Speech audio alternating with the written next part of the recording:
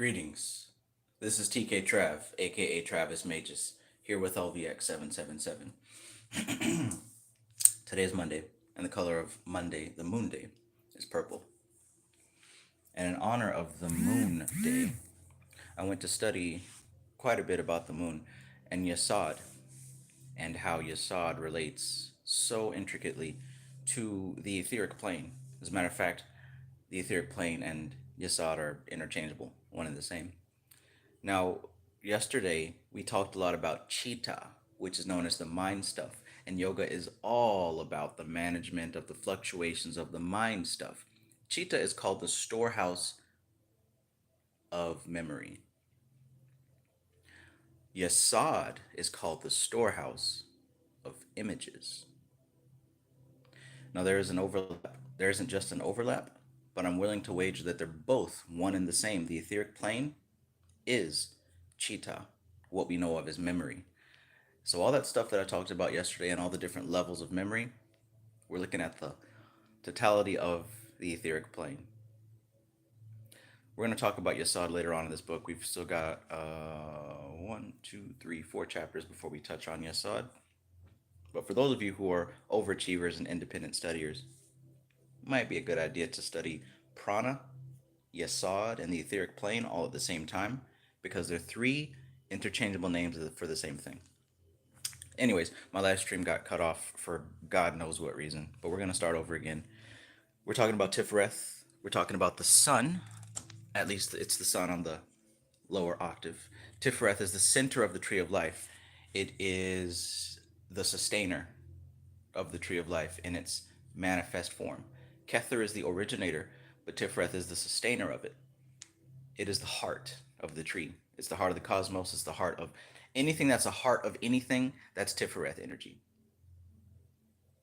So the center of the nucleus of an atom, the center of the sun in the solar system, the heart in your body, the most valuable person at the job who literally, if they left, the whole job would fall apart. That's TIPHARETH. That's the Christ energy. Christ energy doesn't necessarily mean growing your beard out, walking around in Jesus sandals, and healing the sick. TIPHARETH is about the central force that upholds the entire structure. Now, TIPHARETH is also about healing. This is where the Archangel Michael comes in. He heals by bringing balance. But we'll get into that. Like I said, my last stream just got cut off a few minutes ago, so we're going to start over. No big deal. Everything happens the way it's supposed to. But yeah, might be a good idea if you're one of those overachievers to study the etheric plane, Yesod, and prana all at once, because like I said, those are just different names for the same thing. The etheric body and the etheric plane, that's Hermetic. Yesod, that's Qabalistic. Prana, that's yogic, Vedic. So it's coming from 3 different directions, but they're all talking about the same stuff. Yesod is the imagination. And everything that can ever be done has to begin in the imagination. Nobody just does anything. It starts in the imagination first and then it happens.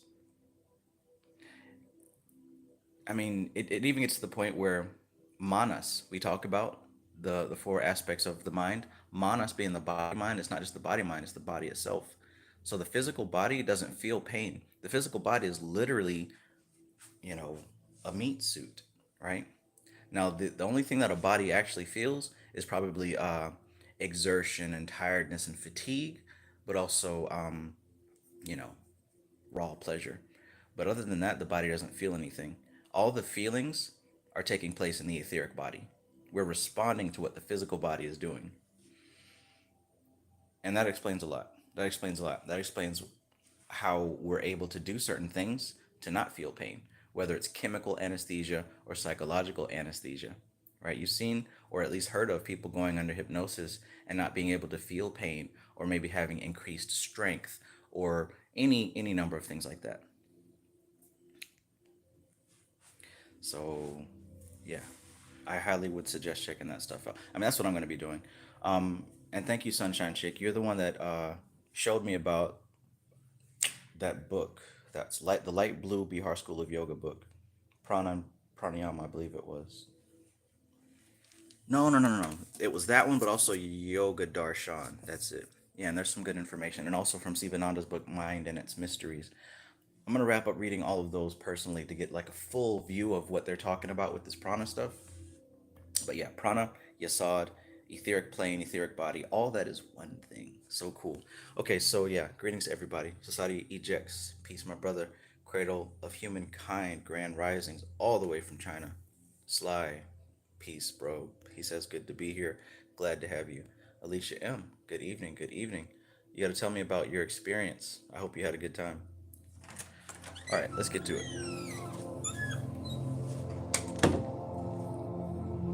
Let us get to it.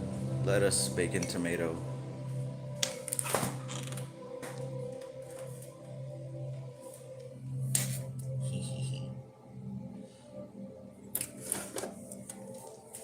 I wanna rock right now. I wanna rock. I wanna rock.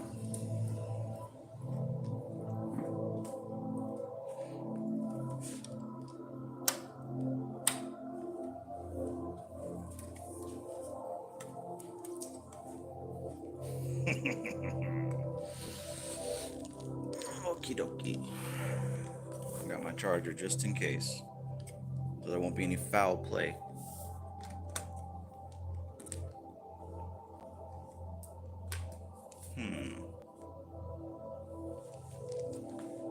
You know what? Let me look up something real quick, since we're talking about the moon.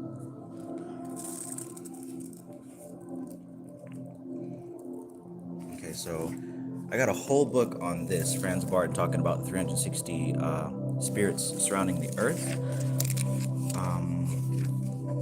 And it starts with the zodiac, of course. But he's also got a book. Well, he doesn't, but one of his students has a book on the spirits that encircle the moon. And I just want to see real quick if what I'm thinking is true. Okay, that's the solar sphere. These are the spirits of Venus. What I'm looking for is the moon. Ah, that's Mercury, okay. Alright, so the angels of the Shemham Ephrosh, they're from Mercury. Gotcha. They're associated with Mercury.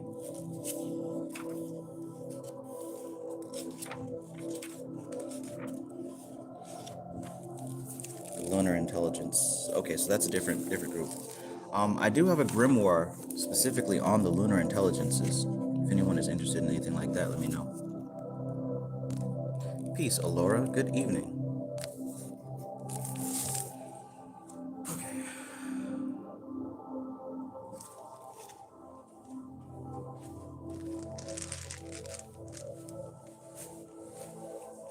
All right. Let's get back to it where we left off.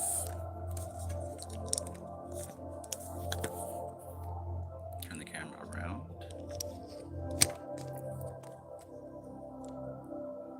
All right, so let's get to Tiffareth. Beauty.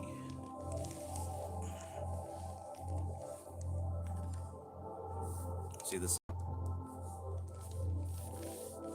All right, so this is where we are. Tiffareth, the sun, right in the center.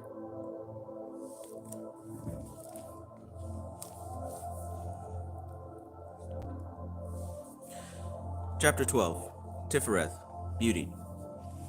The sixth path is called the Mediating Intelligence because in it are multiplied the influxes of the emanations, for it causes that influence to flow into all the reservoirs of blessings with which they themselves are united. So working with Tiffareth, the magical image is a king, a child, a sacrificed god. We see that right here on the cover of Mystical Kabbalah. A king, a child, and the sacrificed god. You also see the six-pointed star. When it's unfolded, it becomes the cube of the cross. Okay, so the god name, Jehovah Aloha Vada'ath. That's the highest level. Underneath that is the archangel Raphael. Oh, I said Mikael last time. Okay, because in Ladder of Lights, William G. Gray considers Mikael to be here. That's a discrepancy that I've yet to fully resolve.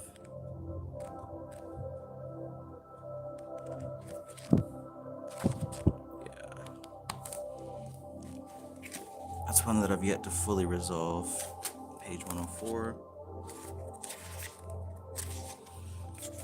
Let's see here in Ladder of Lights, he talks about Mikael being the spirit that is in charge of Tiffareth. But as we see right here, Gareth Knight considers Raphael to be the spirit associated with Tiffareth. And then just looking at the mystical Kabbalah, Gareth Knight was a student or an associate of Dion Fortune. So they both said the same thing. Dion Fortune and Gareth Knight put Raphael here.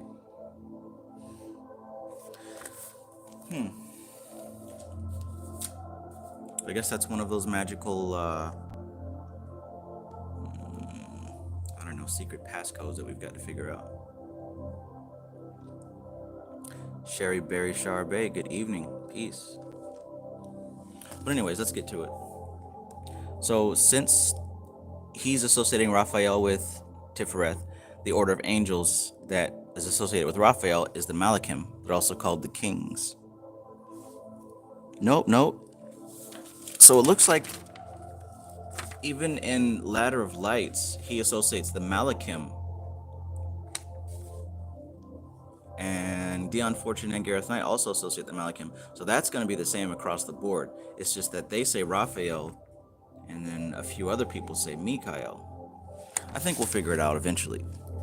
I'm not going to stress it too hard because the answer's not here yet. But that's just something to keep in mind. For those of you who like to solve mysteries, maybe you can help me solve that one.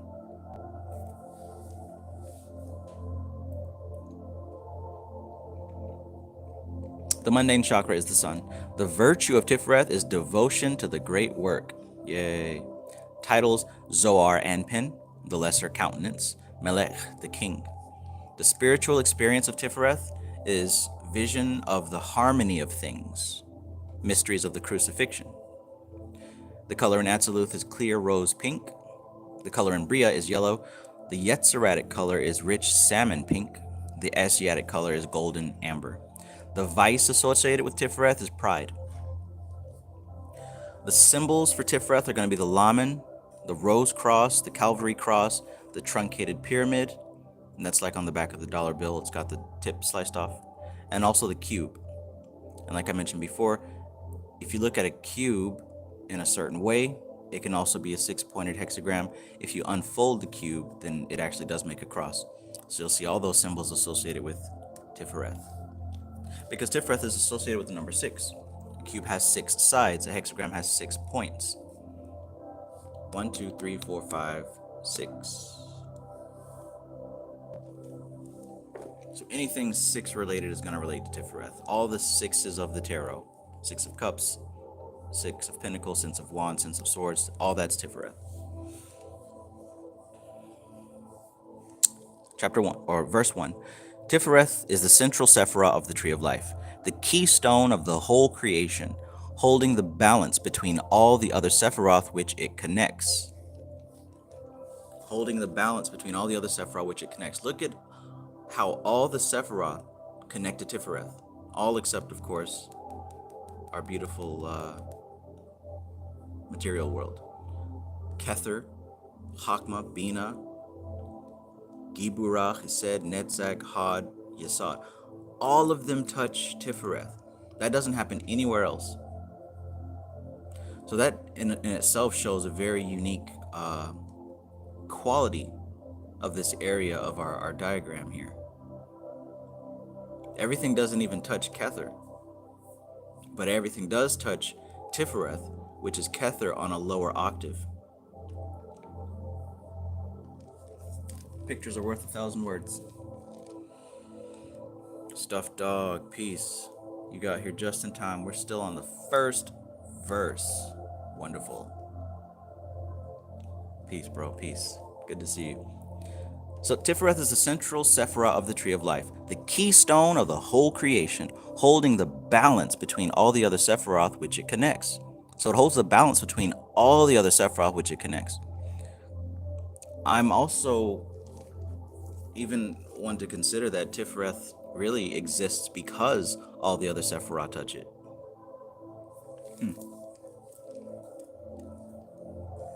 Between God and the highest in Kether. Yeah. Pure consciousness, pure matter. But here you have the pole. You have the pole between imaginative mind and abstract mind. Right past the layer of abstract mind is God. Right underneath the layer of imagination is the physical plane. TIPHARETH is connected to all of it. TIPHARETH is connected to all of it.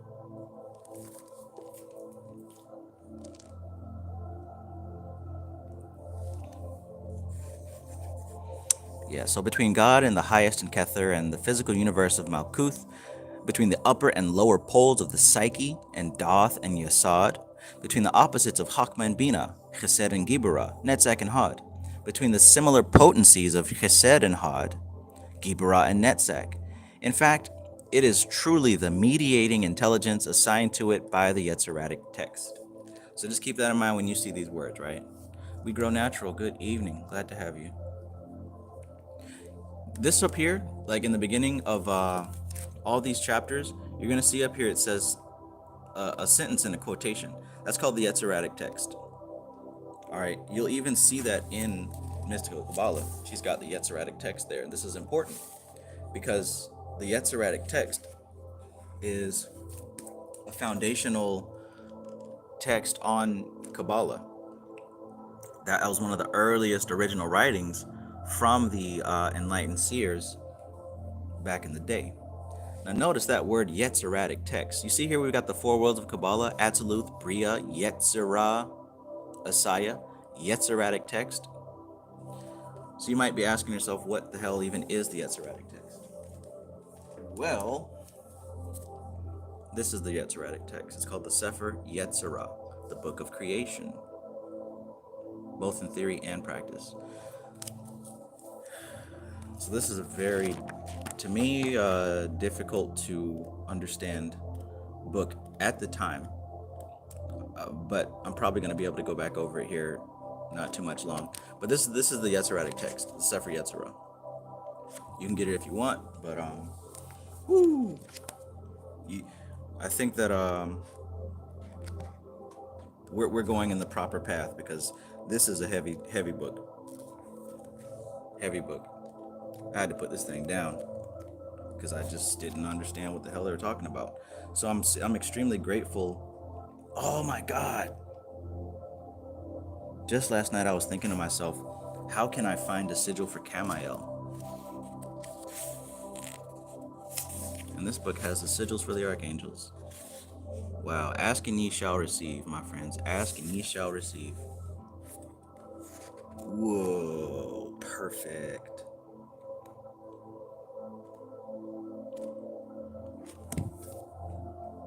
MC Maestro says, what book was that? This is Sefer Yetzirah.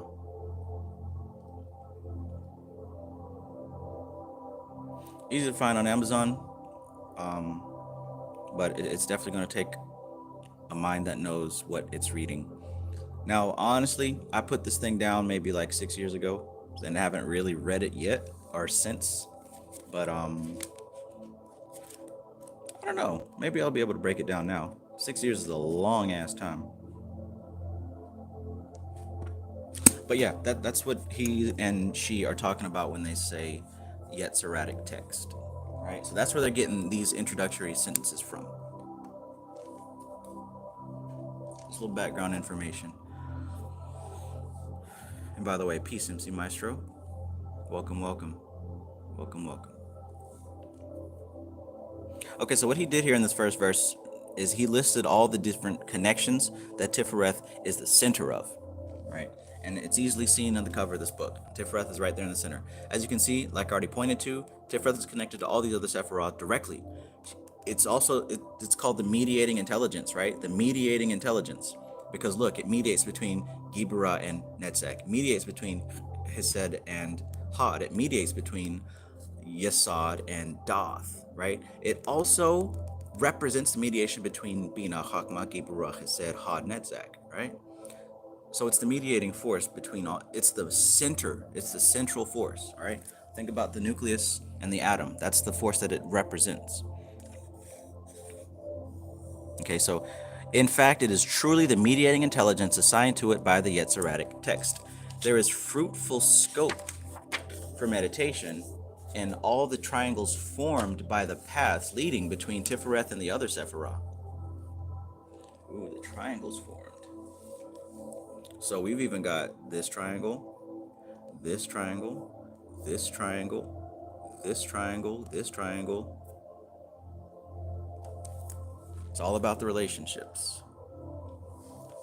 So the triangles formed by the paths leading between Tifhareth and the other Sephirah, and without knowledge of what all these paths represent and their interrelationship, there can never be full understanding of Tifhareth. The same applies to the other Sephiroth, of course, but the interrelationships of Tiffareth are so fundamental and various that an understanding of Tiffareth is almost synonymous with an understanding of the whole tree. Damn, son. What did he say there?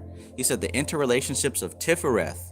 The interrelationships of Tiffareth. What interrelationships? The relationships between anything that Tiffareth is connecting. So look at how it's in the center of the tree. It's connecting everything. Everything.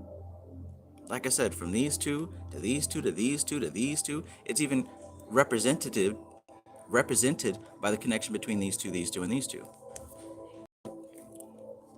Everything. So what does he say here?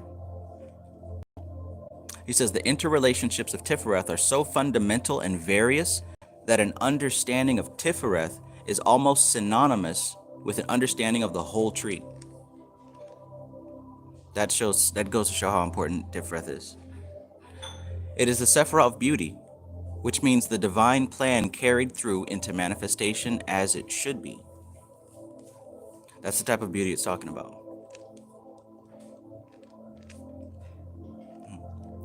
The Yetziratic text states that all the influences of the other emanations, or Sephirah, flow into Tifhareth, where they are blessed with an important imprint of overall unity. This Sephirah, then, is the integrating aspect of the whole tree, leading towards synthesis and unity. It is a state towards which humanity has been struggling for thousands of years, and the lack of which is the prime cause of pain and suffering. It is because Tifhareth represents the goal to which all must attain that its virtue is that of devotion to the great work. And as within the soul of man, the great work is regeneration or rebirth, the Sephirah is full of the symbolism of death and resurrection. It is the Sephirah of all the Redeemer gods, including, of course, the supreme exemplar of human redemption, our Lord Jesus Christ. Verse 3. The spiritual experiences of the Sephirah are 2 in number instead of the usual 1. This signifies that there are 2 sides to Tifhareth, and indeed, it is par excellence a linking Sephirah, reconciling the upper part of the tree to the lower. There is a split in normal human consciousness brought about by the original fall, and this is symbolized by the gulf placed just below Tifhareth. So it's not listed here on the chart, but honestly, the abyss of Doth is not the only abyss that one encounters, right? There's also one here that we've referred to as the Veil of Paraketh. As he just said, there's another one here. And the one that everyone encounters is right here below Yesod and Malkuth. And this is encountered when you go to sleep. So you don't notice when you transition from laying in your bed to actually being in a dream. That represents the crossing of the lowest gulf. So you can take that experience and amplify it basically with each level.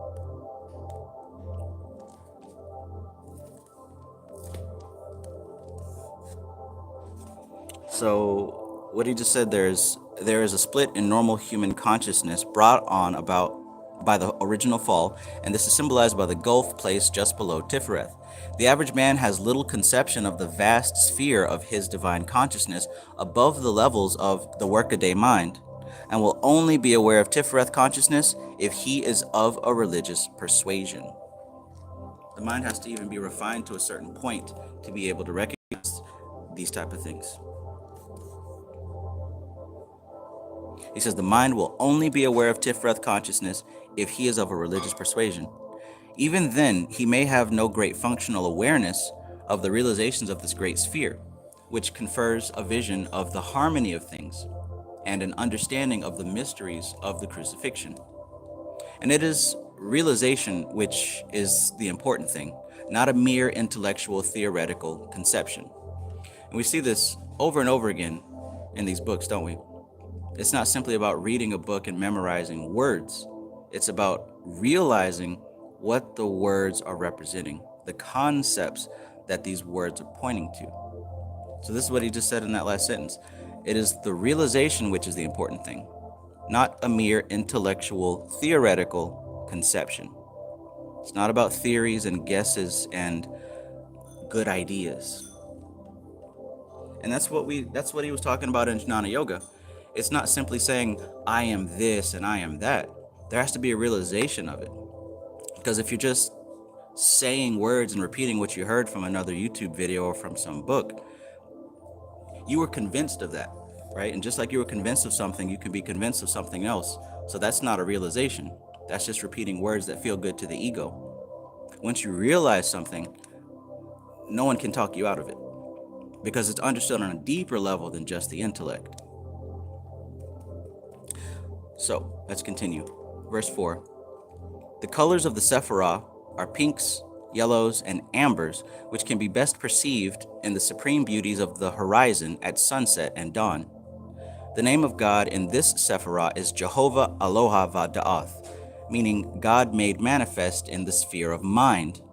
But unfortunately, God is little manifest in the mind of man at the present time. Harmony, or beauty, implies health and healing, and so Raphael, the archangel which standeth in the sun, is obviously an integral part of Tifhareth. In ritual working, he is the archangel who guards the eastern quarter, which is the quarter of the element of air. The east has always been regarded as the source of holiness. It is the point where the light of the sun first appears after the long hours of night, just as the spiritual light dawns in the darkness of unillumined consciousness. The element of air is also a symbol of the spirit, free-moving and unconfined, penetrating everywhere. Verse 6. Raphael can be visualized as an alternative to the Sephirotic colors, and the colors of gold and blue, of the shining disk of the sun in a clear sky, raying the healing and sustaining powers of sunlight, which include the forces of radiant heat, infrared and ultraviolet, besides the spiritual enlightenment and quickening of life of the sun behind the sun. He can be pictured with wings which fan the air, causing a rush of fire and air, which revitalizes the forces of any aura it contacts. It is a great contact of healing, spiritual and psychological, as well as physical. 7. The order of angels are called Malachim, kings, and can be considered as healing and life-bringing agents under the presidency of Raphael. There is a great healing power in nature, of course, the sphere of the elements, and the four elemental kings. The rulers of the peoples of each element can be assigned to Tifhareth, though the sphere of the elements pertains really to Malkuth. Verse 8. The tradition is quite well known that elementals, being units of life created by the early building powers of the universe and not emanating from the realms of spiritual reality, have only phenomenal and not noumenal existence. Nate Garcia, peace. Uppity Unicorn, peace. Good evening.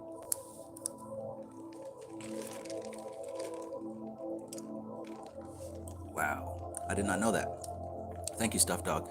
Stuffed Dog says that's what Orient means, rising sun. Occident means setting sun. I did not know that.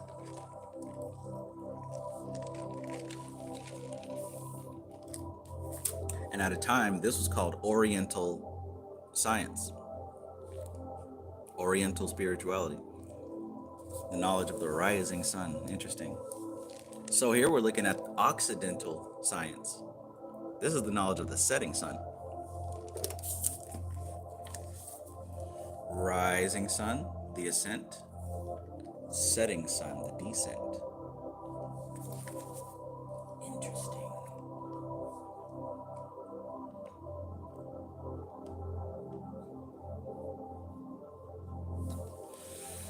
But a unicorn says rises in the east, sets in the west. Yes, yes, yes. Maybe that's why some of us have to face east when we do our private workings. So what is he saying here about the elementals? All right, so he's saying, and by the way, you guys know what the elementals are, right? When you talk about elementals, they're typically symbolized as gnomes for the earth, sylphs for the air, undines for the water, and salamanders for fire. But forget like how they look or whatever. They represent intelligences that are not quite man, not quite angel. They're a little bit underneath man as far as I guess hierarchy goes. But they're pure life forms or life forces of the elements themselves. Now, you're not going to be seeing gnomes run around, right? These are things that are taking place on a very subtle aspect of reality and nature. These are nature spirits, basically. Those are the elementals. And those are mostly under the presidency of Malkuth and the associated Malkuth entities. But as he says here, they're also governed by TIPHARETH. So what did he say here? I'll just read it over. The tradition is quite well known that elementals, being units of life created by the early building powers of the universe and not emanating from the realms of spiritual reality, have only phenomenal and not nominal existence. In other words, phenomenal, they're able to affect the world, but they don't have a physical form, right? Just like the elements, just like water, air, fire, earth. There's not like a specific physical form, but there is an effect that it has on our reality because, well, our reality is composed of these things. Abstract data, which causes tangible effect. Thus, when the day of manifestation comes to an end, they will become extinct, unless in the meantime they have picked up the vibration of spiritual being during the course of it. So that's why I said that they're underneath man as far as the hierarchy goes, because they're more pure, I want to say pure matter, but obviously not matter. They're closer to the expressed realm and not so much from the realm of essence. That might be a way to put it.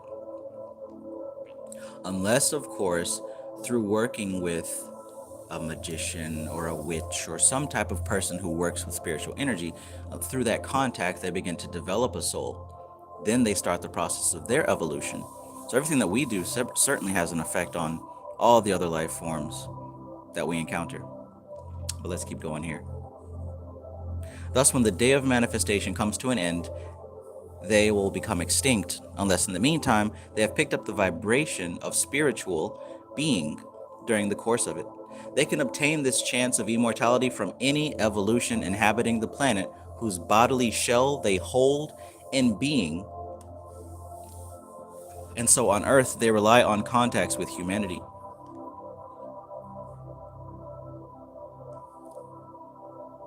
Stuff Dog says they belong to Prakriti. Yes. Stray Panther says the realm of matter of fact. Yeah.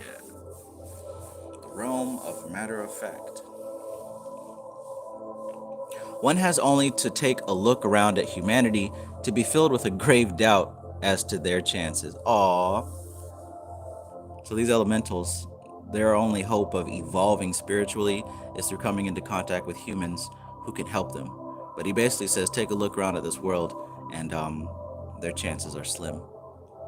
Maybe that's why elemental spirits are so eager to work with practitioners, because the rest of humanity isn't even capable of recognizing them.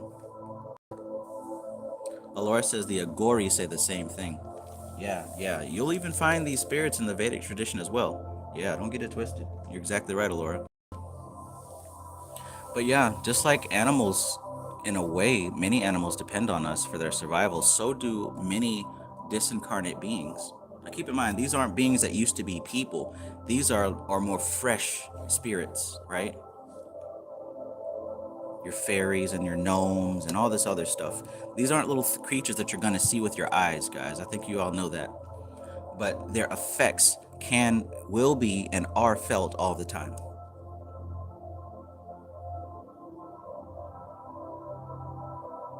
Useless Familiar, peace, peace. Useless Familiar says, "Oh, Travis, I'm late. Would you recommend Taught with Shooty as a beginner book?" Yeah, as long as you can read and your intention is to practice it, I would say yes. There are advanced concepts, but it's written simply. It's written so that most people can understand it. But the true understanding is going to come from practicing what's in this book.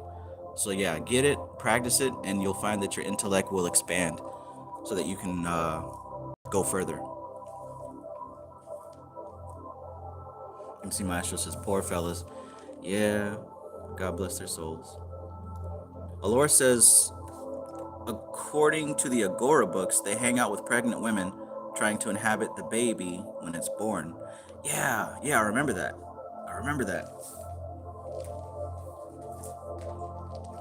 In this book in particular, there's a story about those elementals and how they hang around pregnant women, just in case they may have a chance to hop in.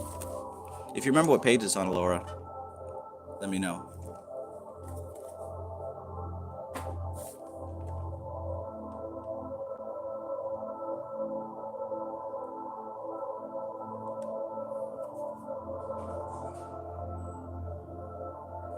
Straight Panther 79 says, "What if you've seen fairies in your dreams?" I would say definitely refer to what we talked about last night, and also what we talked about a few chapters ago in Chesed, where he talks about the importance of imagination and working with form, right? Because we're not really able to perceive or come into contact with very refined higher forces in their original state. So from here, when we build forms in the imagination, if and when we make direct contact, the contact will be able to fill those forms and communicate with us through those forms.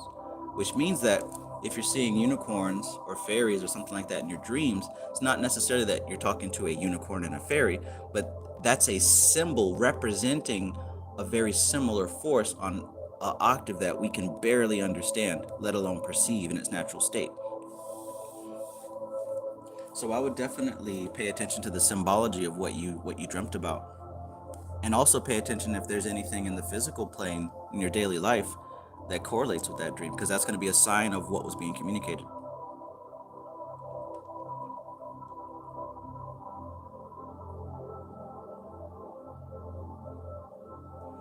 Stray Panther says, "I've seen amethyst and quartz elements in the same dream with the Fae." Yeah, so those are definitely earth spirits, my friend, definitely. Have you been doing any work with Ganesh or any other type of earth spirit? Because if so, it's going to be connected.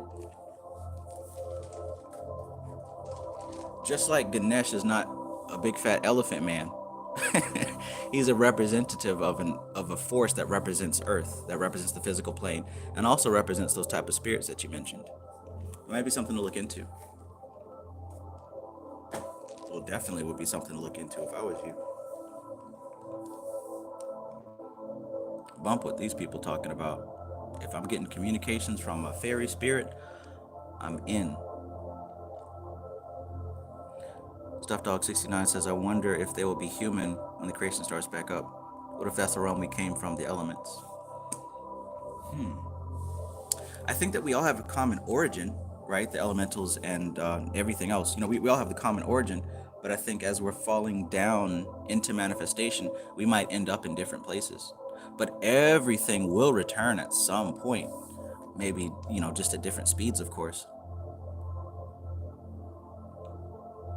7-Eleven, peace, peace. Alora says, page 187 is where they talk about the spirits. Cool. Page 187, I can't forget that.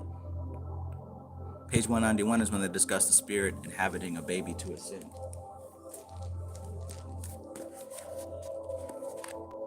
187 and 191, you say? Should we read that now or should we read that later?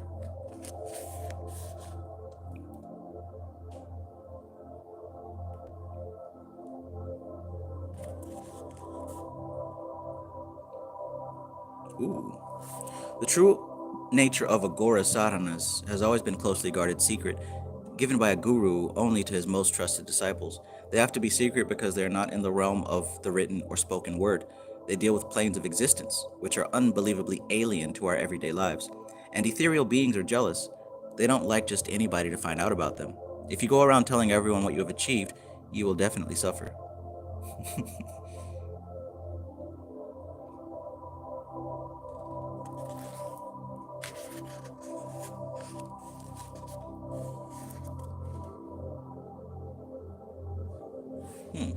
Matter and energy are never destroyed, just as the astronomers can take measurements and tell us what happened billions of years ago, thanks to dim light being emitted from distant stars. All the events which happened in our universe millions of years ago are still present as subtle vibrations, which are available to anyone who is subtle enough to become receptive to them. It is the same way with ethereal beings. Only when one has an extremely subtle mind can one perceive them. Ah, I like that. I like that a lot. Thank you, Alora, for that page number. You're a blessing. Hell yeah. That's a good metaphor right there.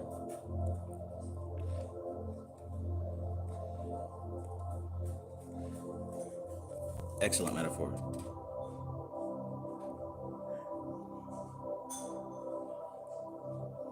Even that previous paragraph. Of course, not everyone can see these spirits. Nowadays, most people's minds are so enmeshed in the slush of the samsara that they have no subtlety of perception whatsoever. Only when your mind becomes subtle can it soar into the astral regions and begin to perceive all that is waiting to be perceived. We might have to do a study on this book.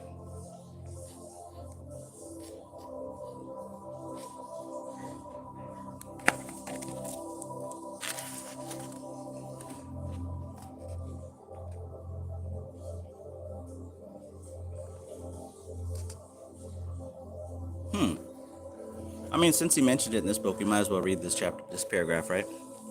I don't think you guys mind.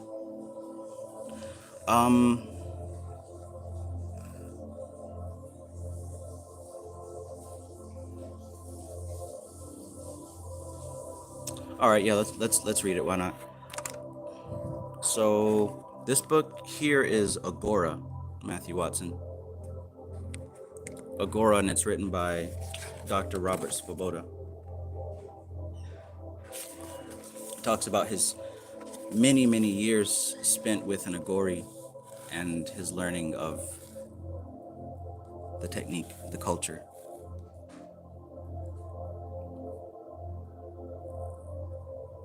Okay, I'll read these two because I believe this is what she was talking about. It says, when I say spirit, I mean ethereal beings in general, excepting deities. There are so many categories of spirits, such as those who were once human, those who were never human and can never become human, and those who might get the opportunity to become human. There are less in this last category, however, because animals don't self-identify with their individual personalities to any great extent, which makes rebirth easier for them. Humans self-identify with their past lives so strongly that it takes time for them to forget sufficiently so they can be reborn, unless someone drags them forcibly into a womb. One of the useful things you can do on the Smashan is to arrange for spirits to obtain wombs with the help of Lord Shiva, of course. You know, in the south, there's a temple whose Shiva Linga is actually in the form of a human penis, made of 8 different metals. When a girl is about to be married, she is taken to the temple and made to sit on the linga so that her maidenhead is broken. In that way, Lord Shiva is her first husband. It seems paradoxical, doesn't it? The god of death being the ideal husband. There's an esoteric significance. Shiva being the god of death is lord of all the spirits, and it is only through his grace that a spirit can be reborn on earth. What this means practically to an Agori is that with the blessings of Shiva, you can give a child to a childless couple. It is not all that difficult if you know what you're doing. First, you must go to the Smashan and find a spirit.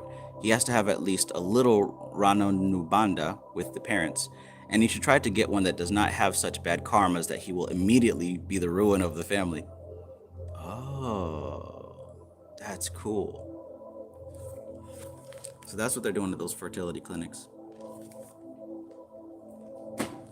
Giving elementals a forced rebirth. That's really cool. So that should also answer your question, Stuff Dog. Thank you, Laura, again. Up at Unicorn says, all over TikTok, the witch talk people screamed, avoid fairies for a year. Fools. Andre Richter says, I don't have my marked part developed yet. How should I start to work with it? I don't understand that question. Alora says, makes me think maybe our past selves never deteriorated. They're still functioning, but now as their own entities. Absolutely. Remember the diagram that I showed yesterday? The old selves don't die, they don't dissolve. You know, as long as we're here incarnated in this body, there's going to be memory of it. And the more emotionally and intensely attached we are to those memories, the more difficult they will be to dissolve.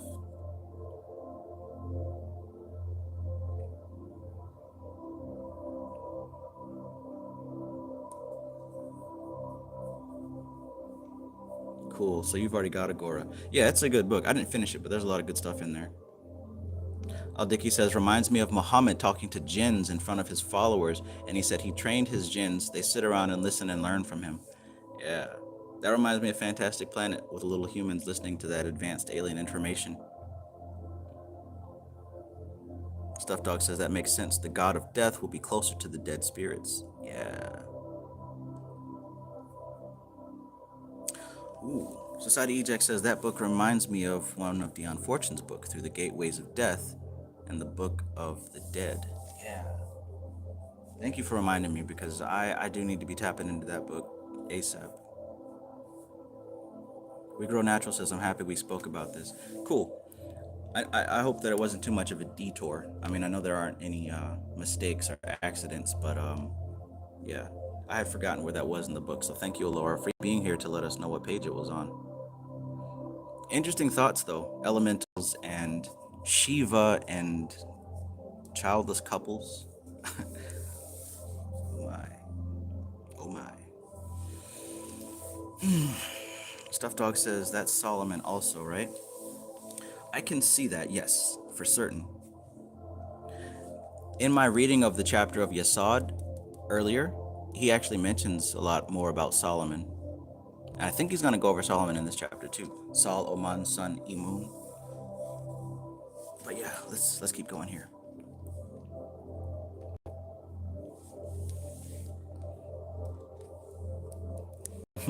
They can obtain this chance of immortality from any evolution inhabiting the planet whose bodily shell they hold in being. And so on Earth, they rely on contacts with humanity. One has only to take a look around at humanity to be filled with a grave doubt as to their chances. The large proportion of humanity is ignorant of its own spirituality, let alone aware of the need for mediating this quality. And even where man has achieved high spiritual awareness, it has been all too often accompanied by a contempt and horror of the physical being. True. Very true. Medieval theology branded all elemental beings as devils, and in modern times, their very existence is denied. Thus, the adept has always been considered the initiator of the elemental kingdoms, as the only one qualified by reason of spiritual stature and realization to do. The strange old book Comte de Gabalis by the Abbé N. de Montfaucon de Villars, contains very great truths on these matters under the guise of making fun of them. Often the only way that truths on these matters can be got across through the hard shell of man's cosmic parochialism. That's another word, parochialism? Can somebody look that up? Parochialism. But yeah, he's awfully right. This concept of elementals has always been a thing. It isn't until modern times that we laugh at it and look at it as something for kids, you know. And even as he said in this last few sentences, the only way that we can really speak about these things or share the information is if it's in the form of a joke or maybe a cartoon or something for kids. Hence why all this anime drops all these gems, because no one's gonna really take it seriously.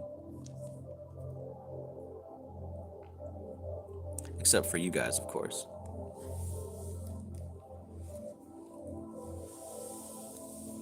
But yeah, parochialism. Somebody look that up, please. The strange old book contains very great truths on these matters under the guise of making fun of them. Often the only way that truths on these matters can be got across through the hard shell of man's cosmic parochialism. Peace, Louis.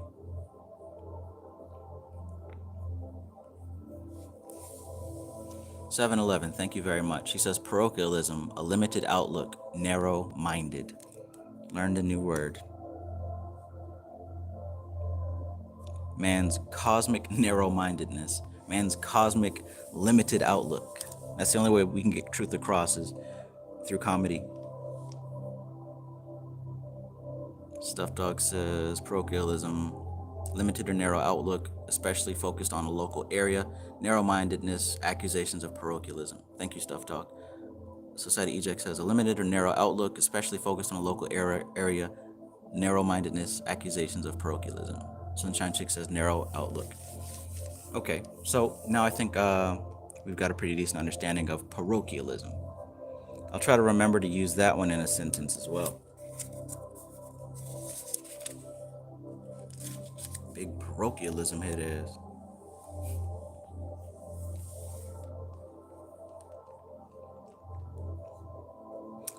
Verse 9. When an elemental has attained spiritual awareness, it can be said to have Tiffareth consciousness. When an elemental has attained spiritual awareness, it can be said to have Tiffareth consciousness. And the elemental kings, those elementals that have attained this state, are also way showers to them. Yeah, okay, so even though we've got these elementals, there are also elemental kings.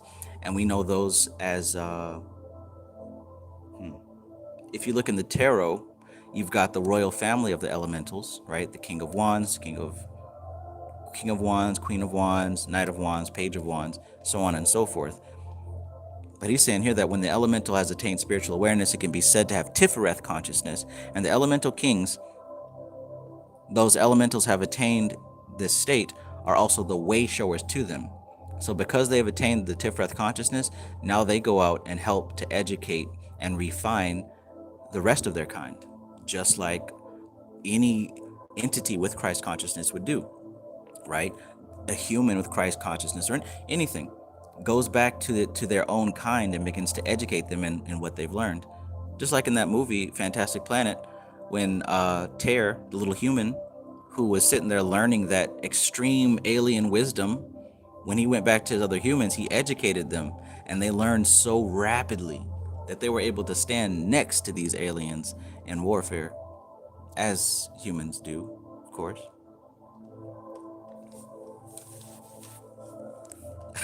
Parochialism face it.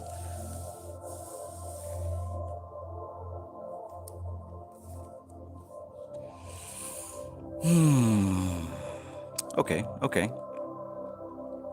Now I remember one of the earlier entities that I worked with because of, what's his name, E.A. Coetting, was Peralda.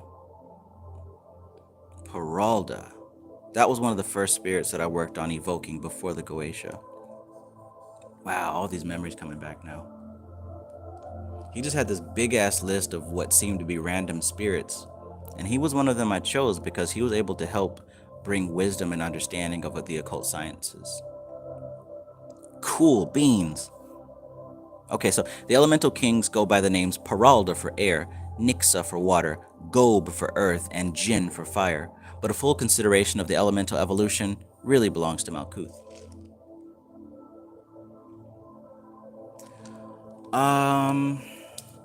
Alright guys. I'm just gonna do what I gotta do.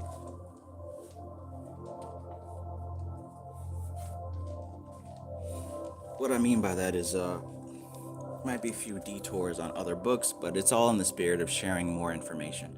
So he's talking about these elemental kings here, right? So I got this book here called Summoning Spirits. And I do recall, this is another great text on evocation.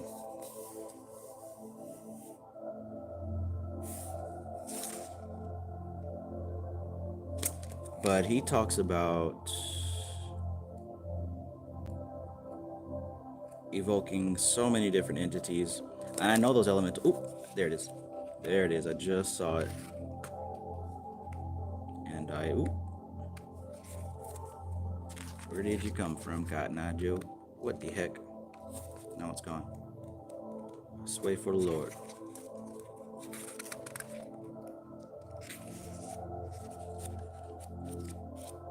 Jeez Louise. I just saw those sigils. Now you're gone.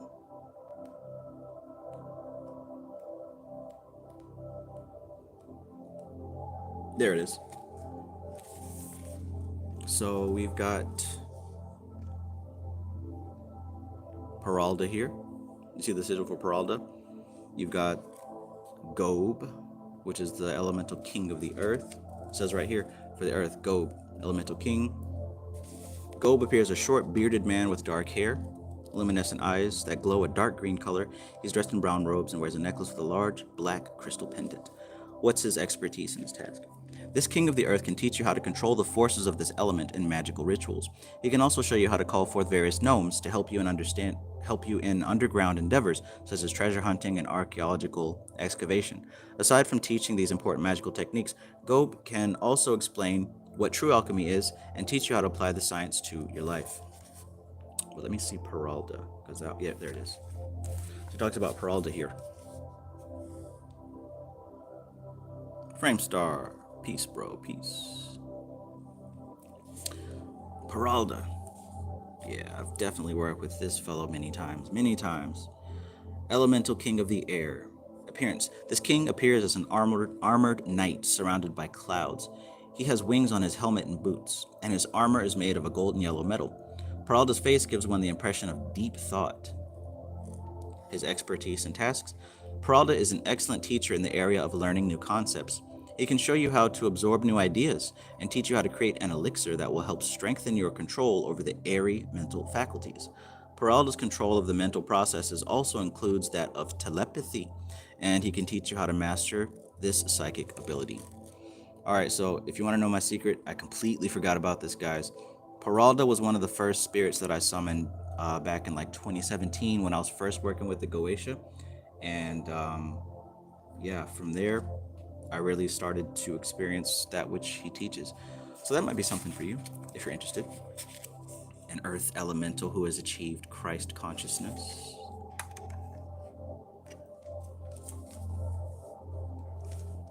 Let's continue. Stuff Dog says, this is universal knowledge, probably the same in all religions, but they call them something else. Fascinating. Fascinating, exactly. Yeah, that's what I'm seeing. Like, the differences are arbitrary. There are no differences, just in language. That's it. The expression is different, but the essence is the same. So the more that we work with essence, the less that we realize is out of order. Because it really ain't no thing but a chicken wing.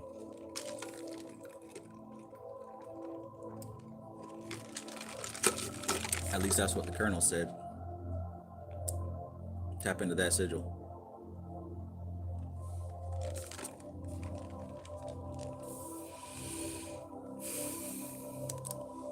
Alright, hope you guys don't mind the detours. Because, you know, why not? Verse 9. Okay, we read that already. About the elemental kings who have attained spiritual awareness. That's really cool. Alright, so 10. And if you guys do look into summoning elemental spirits, this should give you more of a background, because they often say you have to contact the elemental king first to control the elemental spirits you're working with.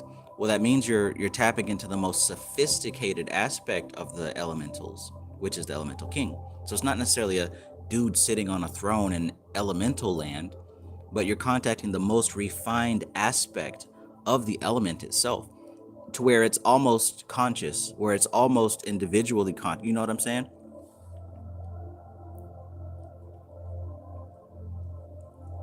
Sunshine Chick says some superheroes wear winged helmets. Yeah, these correspondences, makes me wonder if Peralta isn't actually maybe even a more, what's the word? I don't know, a more dense form of like Hermes or Thoth or any deity, right? Because they're all air deities.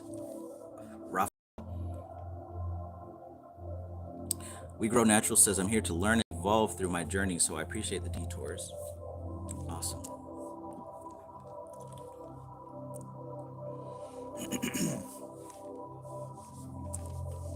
Okay. Verse 10. The Mundane Chakra of Tiffareth is the sun, which is the source of light and life to its universe, and so a physical manifestation of the powers of God himself.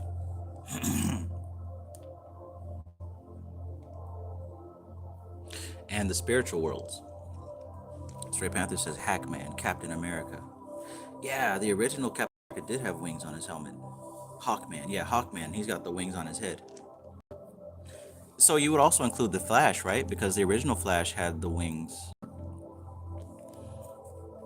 And they would actually be dense aspects or dense versions of those deities, wouldn't they?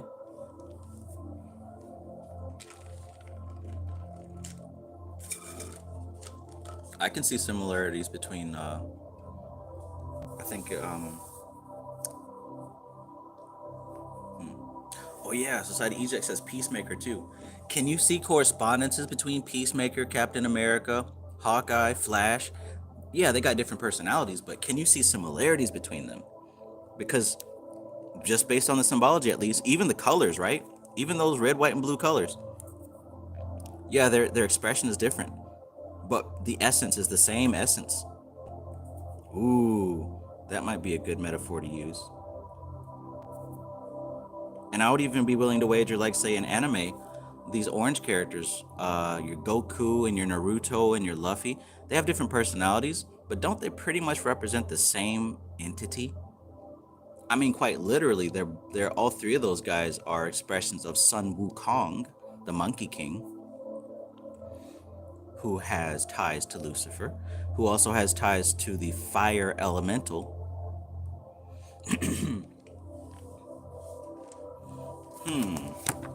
Jeez Louise, these detours are not supposed to be this long, but now you guys got me asking questions.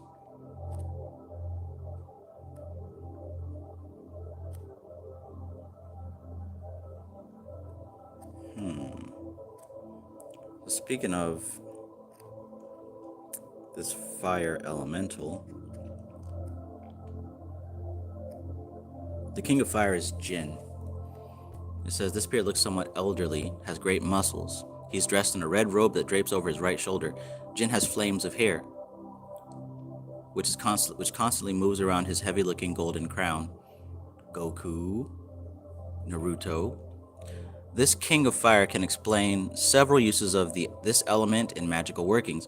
Particularly, he can teach you how to empower any rituals of a fiery nature with the elemental essence needed for success. If you evoke him, you will also learn many new types of fiery magical rituals you didn't even know existed, all of which he will make you promise never to reveal to another. Like other elemental kings, Jinn can give you the names and sigils of several elementaries in this realm that you may want to summon.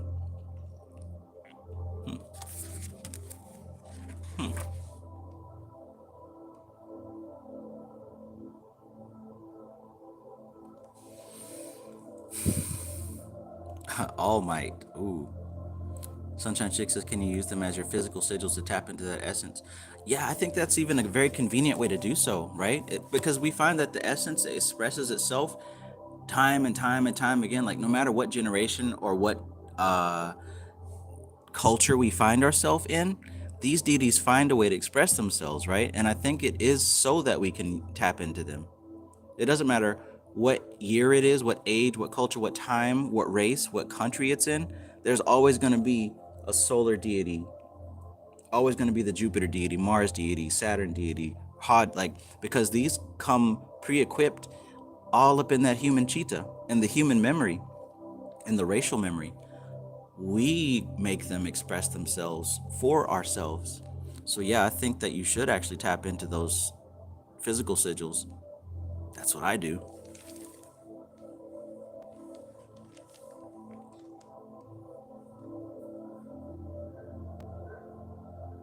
Useless Familiar says Ifrit from Final Fantasy. Yep. Al Dickey. Thank you, my bro. Thank you. Stray Panther says JoJo, Joestar, and Optimus Prime. Yeah, look at the similarities between those. Superman, Human Torch, solar deities. So when you find the similarities, now we're tapping into the essence, not getting lost and tripped up on the expression. Because yeah, even Superman and Goku come from the same essence. Kicked out of heaven, landed on Earth, and now they have to redeem mankind. That sounds a whole lot like some extremely ancient entity.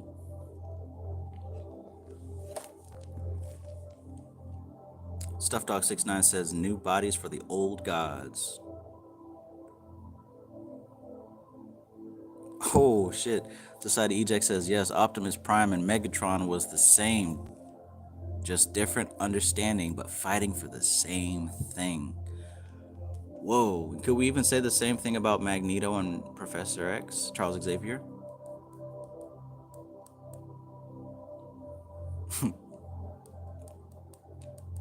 Hell, in that case, we might even be able to say the same thing about Malcolm X and Martin Luther King.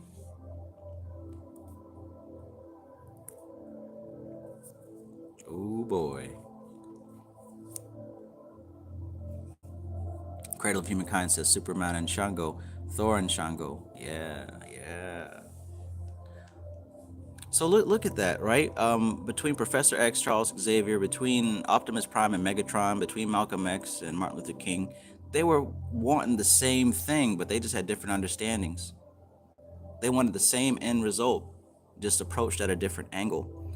So the world and humanity is so external, we get caught up on that external expression, not realizing that the goal is the same. If we could understand that the goal was the same, we could come to a peaceful resolution. We could come to a harmonious resolution, not necessarily peaceful, but harmonious, in which the entire system benefits. Man.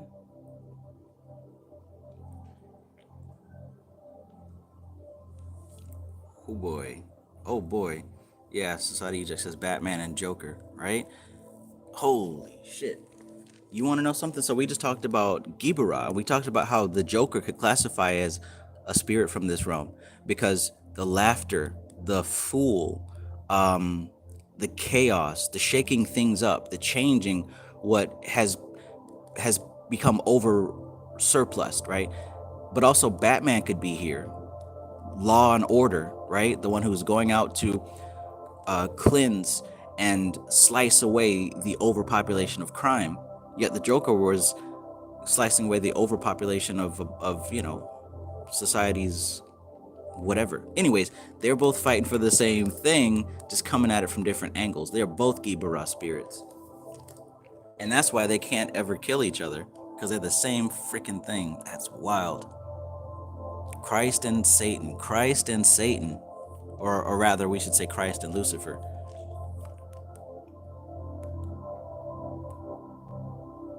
Ooh, Matthew Watson says Chief and Arbiter. Hell yeah, Master Chief and the Arbiter. Holy cow. Society Eject says yes, Hitler too. Man, now it's getting spicy. Now they're gonna have to cut my live stream off. Cradle of Humankind says Orun Mila is associated with the sun. Sunshine Chick says we can go on and on, right? Jeez Louise. MC Maestro says Luke and Darth Vader. So like it doesn't even become good versus evil anymore. If you keep looking at it like this, the concept of good and evil begins to dissolve, man. Louis says cookies and milk. Cookies and milk. Framestar Film says the Fantastic Four are elementals. Man. So yeah, because you guys keep naming examples, that means that you see, you know the essence of what's going on here. Interesting. Interesting. All right, let's keep going. Um, so the mundane chakra of Tifhareth is the sun, which is the source of light and life to its universe, and so a physical manifestation of the powers of God Himself and the spiritual worlds. The conditioner and sustainer of our solar system is the solar logos, commonly referred to as God. And though He is the one God as far as humanity and the rest of the solar system is concerned, He is God only over that system. And the sun can be considered His physical body, though all the rest of the physical existence of the solar system is under His presidency.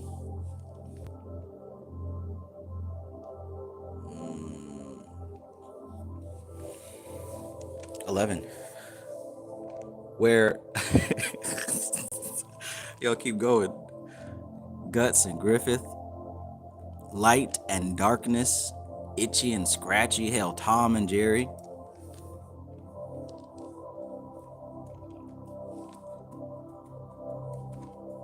Dr. Light and Dr. Wily from Mega Man. Hell, Mega Man and Sigma.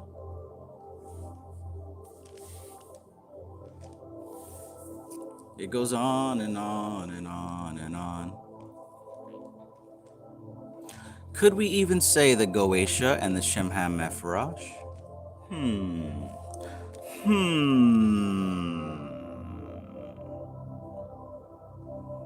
Rick and Morty. Rick and Morty.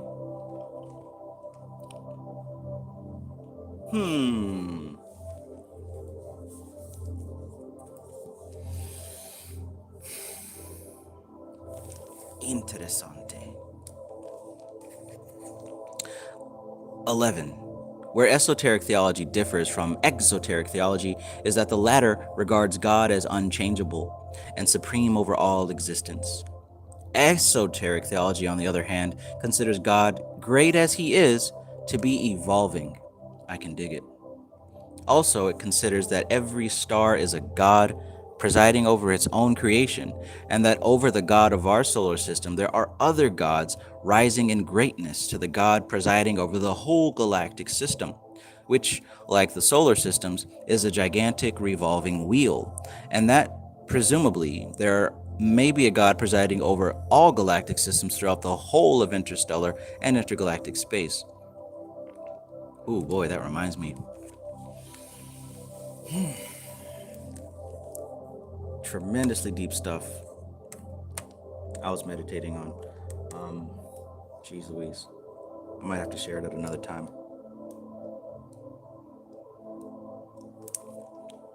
I'm pretty sure that when one person fully wakes up, then all of creation ceases to exist. That's why people aren't getting past Doth, because nobody's waking up yet. But when one person gets past Doth, I almost think that at that point, creation ceases to exist and it returns back up into its original state. They talk about that age of Brahma and how the Vedics have been calculating time since day one. And as part of their calendar, they talk about the in-breath and the outward breath of Brahma, one period of sleeping, one period of waking. It also talks about how when Shiva opens his third eye, then it burns the entire universe away. So I've been doing a lot of thinking about that. And you know how people live and they make it to the barrier and they don't have what it takes, or they choose to come back. Have you ever thought about the choice? Like, why would anyone choose to come back? And they say they choose out of compassion. I get it. Well, some of the stuff I have to save for the class, because some stuff I don't really want to say on YouTube. But I wonder if that compassion of not crossing the abyss comes from realizing that once one crosses, everything that hasn't graduated, it all collects back up, right? It all collects back up. What if that compassion of reincarnating on purpose is to give other things another opportunity to evolve before this whole thing shuts down? Because we know what happens in cycles. Once it shuts down, eventually it's going to fall again. But I don't know, I had a vision last night about when one crosses the abyss, I think that just like we talked about, those elemental kings represented the most advanced, uh, refined aspect of the rest of those elementals. I wonder if that also happens with human beings, and there may be like one or a few people who are more advanced than others, and maybe if they go too far, they I don't know, fully repair the tree, and then that's it. I don't know. I'm just thinking on it. We'll see. Who knows? Who knows? That's all speculation right now. I don't like to talk about speculation too much. I like to keep this about, you know.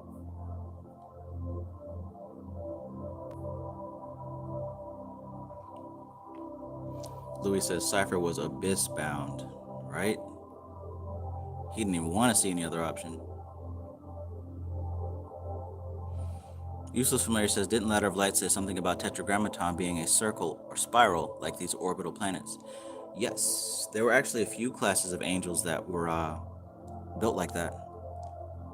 Sunshine Chick says, I've had those thoughts for years. Okay, good, because it was slightly creepy.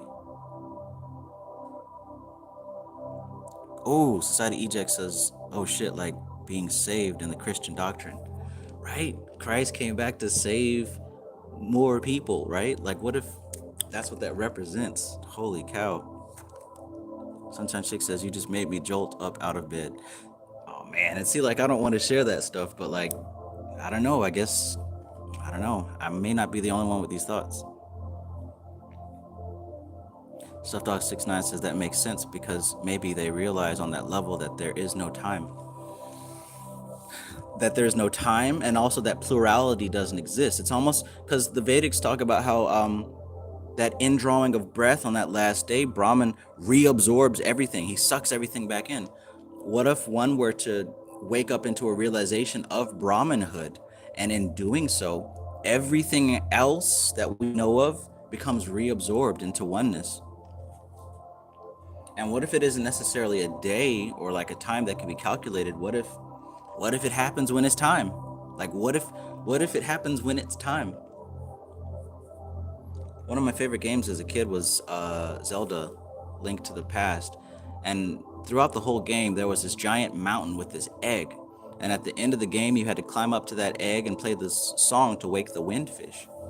And what happens is when you play the song, the egg cracks open, third eye, pineal gland on top of the mountain. The egg cracks open,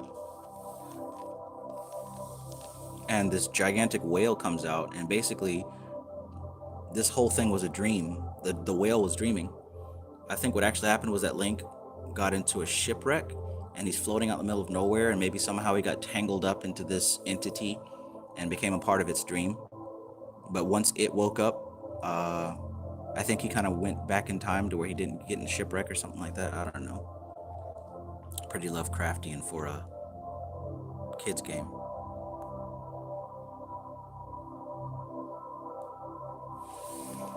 Oh boy. Sunshine Chick says, look around. There are hardly no one on our level. It's scary. I honestly think that's why we are here. True indeed. You'd think that like after years and years there'd be more people that you'd come across, but you know it. Oh yeah. MC Maestro says it's like that movie with Nicolas Cage and the Apocalypse with the Sun. I used to love that movie, and I fell in love with that Beethoven song, 7th Symphony Second Movement. I love it. But yeah, the sun reabsorbing everything.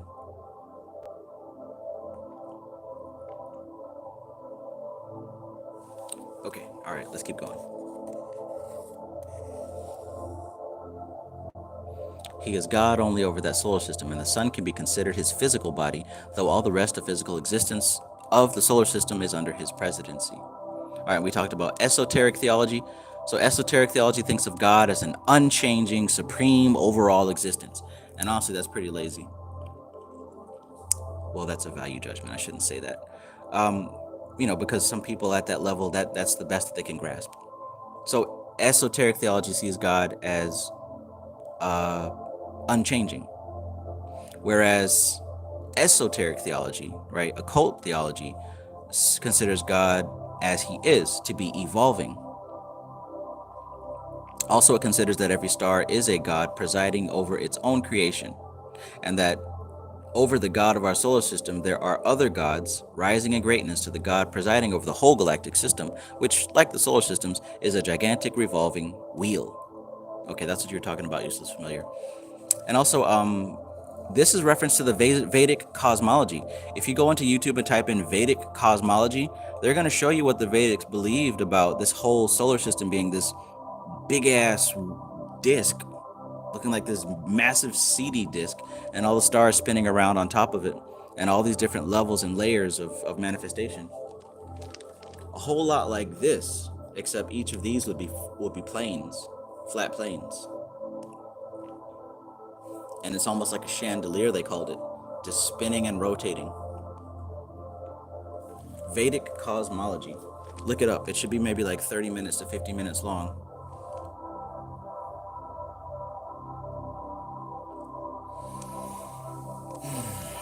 Matthew Watson says The Knowing. Yes, that's the name of that movie. I might have to watch that one again. They chose the best song for that movie.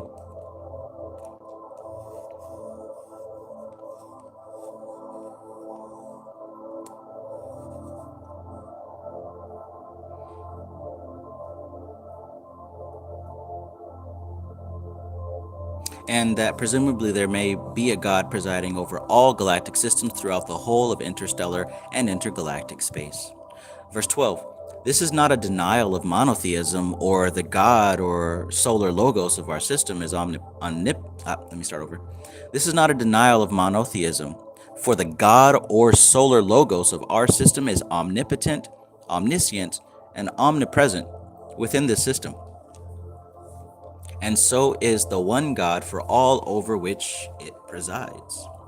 All the extra logoidal influences, whether from Sirius, the Great Bear, the Pleiades, Andromeda, or other constellations of the zodiac, affect the solar system only through the mediation of the solar logos, not direct.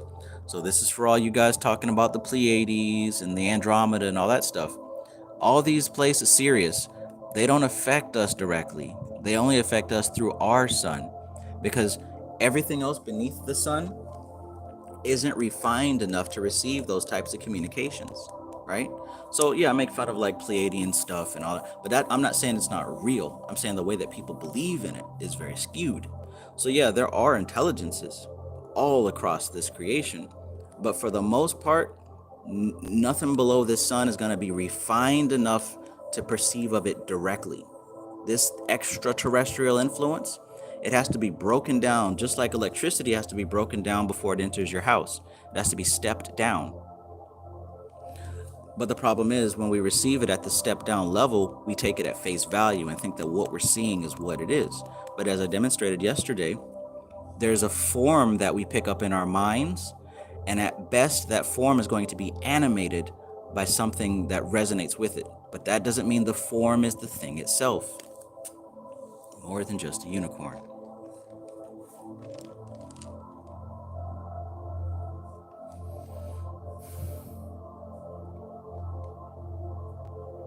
Stray Panther 79 says, so if God can evolve, that means it's not perfect, which means perfection is falsehood.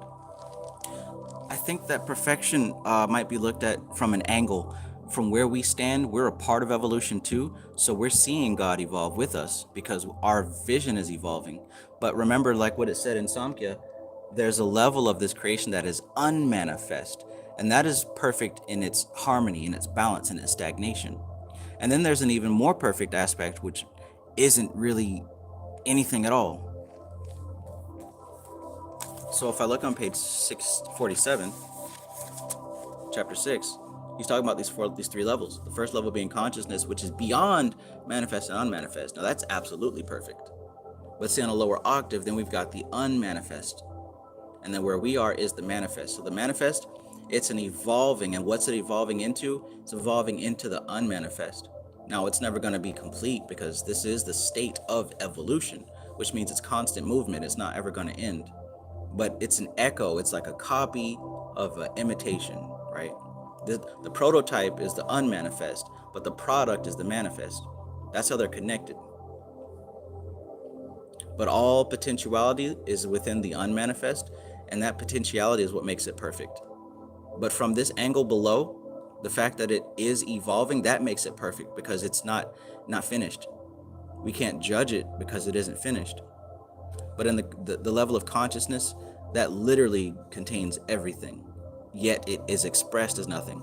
It's before expression and before essence. So when we talk about perfection, especially of God, I would say we'd have to look at it from angles. So from our angle as manifest beings, we see God as a manifest being evolving. But I'm sure once we leave this body, we will see a little bit clearly, a little bit more clearly.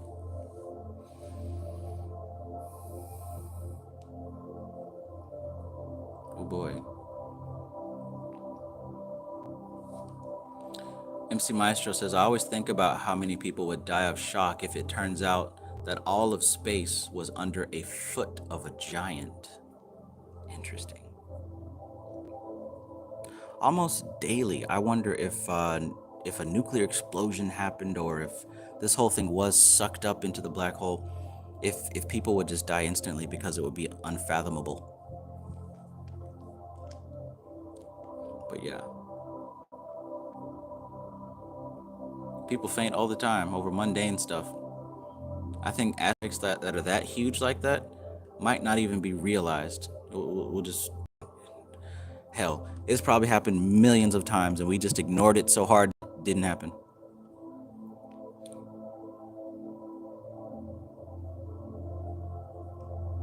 Matthew Watson says, hell, what does a CD look like when the blazers reflect off of it?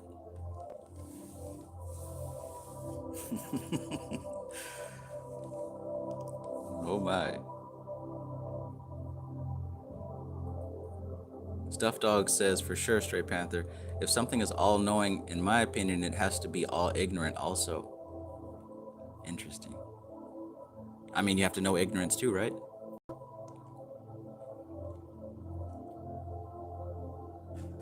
Society Eject says, so we do all think about the same shit, lol. Yeah. I guess so. So maybe I should start sharing my weird thoughts. You are not alone. I'm here with you. All right. Where were we?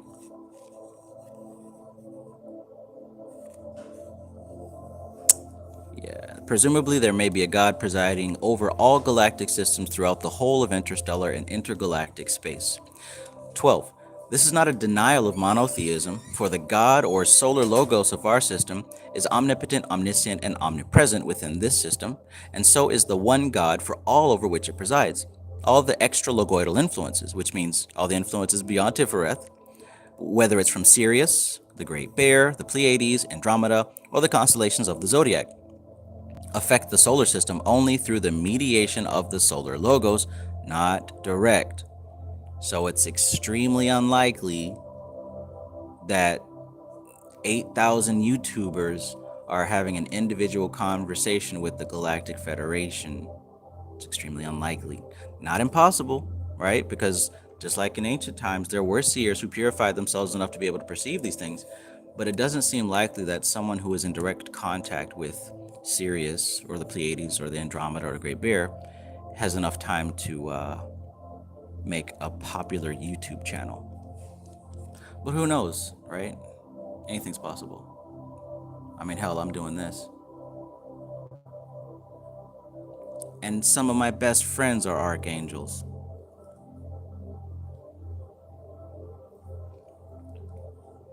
MC Maestro says the world ended in the 1940s from nuclear experiments and we're living in a Tsukuyomi. You know, after reading the chapter on Yesod, I can see that, because he talked about how as physical, when you become more subtle, your physical aspect becomes less dense, right?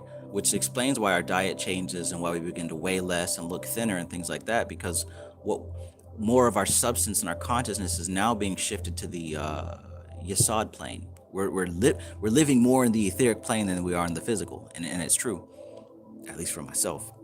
But he also says that all the nuclear experiments and stuff from the past are helping that process, because what these nuclear waves are doing is that they're beginning to break up the stability of physical matter.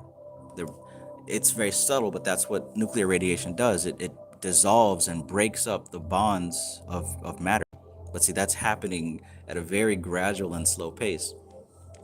So maybe it happened so quickly that we didn't even realize it.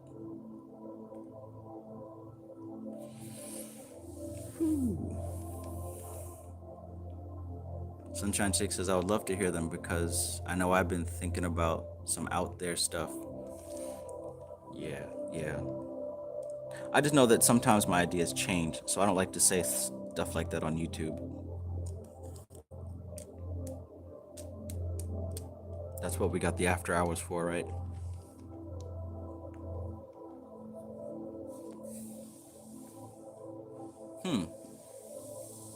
MC Straight Panther 79 says 1948 was the date they were supposed to hand the house keys back, aka Earth. I've heard about that. Speaking of having an image that our simple minds can conceive of, that's actually animated by something that is way out of our comprehension, you know, kind of like a proxy, right? Like a person playing a video or an avatar. Oh my gosh. You know, interacting with people through a game through your avatars. I wonder if that's what these grays are supposed to represent. Little avatars being operated by something even out of our comprehension. How are we getting onto this alien talk? That's what I want to know.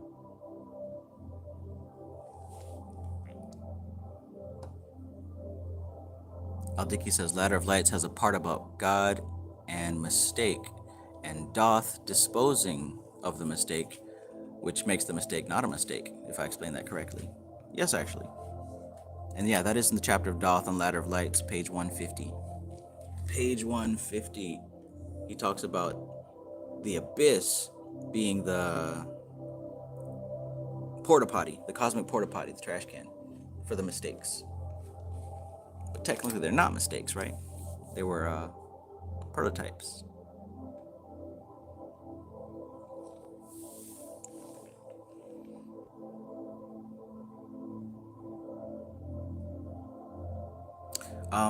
Sunshine Chick says, where can I find more info on that topic, Straight Panther? I don't remember what it was called, but if you look up something about like Alien Treaty US 1940s, if you look up something about the treaty, you'll find more videos on it.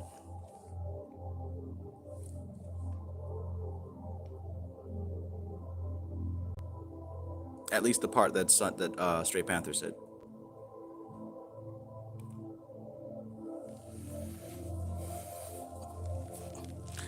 But here's what I've learned from non-attachment also. Like, some of those bizarre scenarios were going through my head during last night's meditation, and it was kind of getting like, oh shit, what if this is true?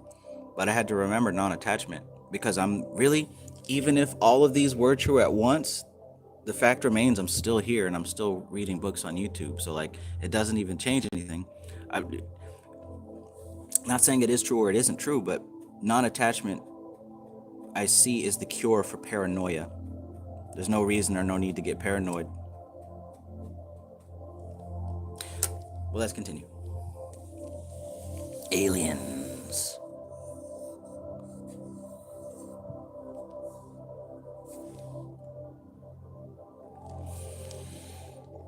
(13) All these matters relating to Tiffareth, just considered, God made manifest in the sphere of mind, the great healing, harmonizing powers of Raphael, the divine consciousness of the elemental kings, the life-giving light and heat of the sun, have reference to the vision of the harmony of things.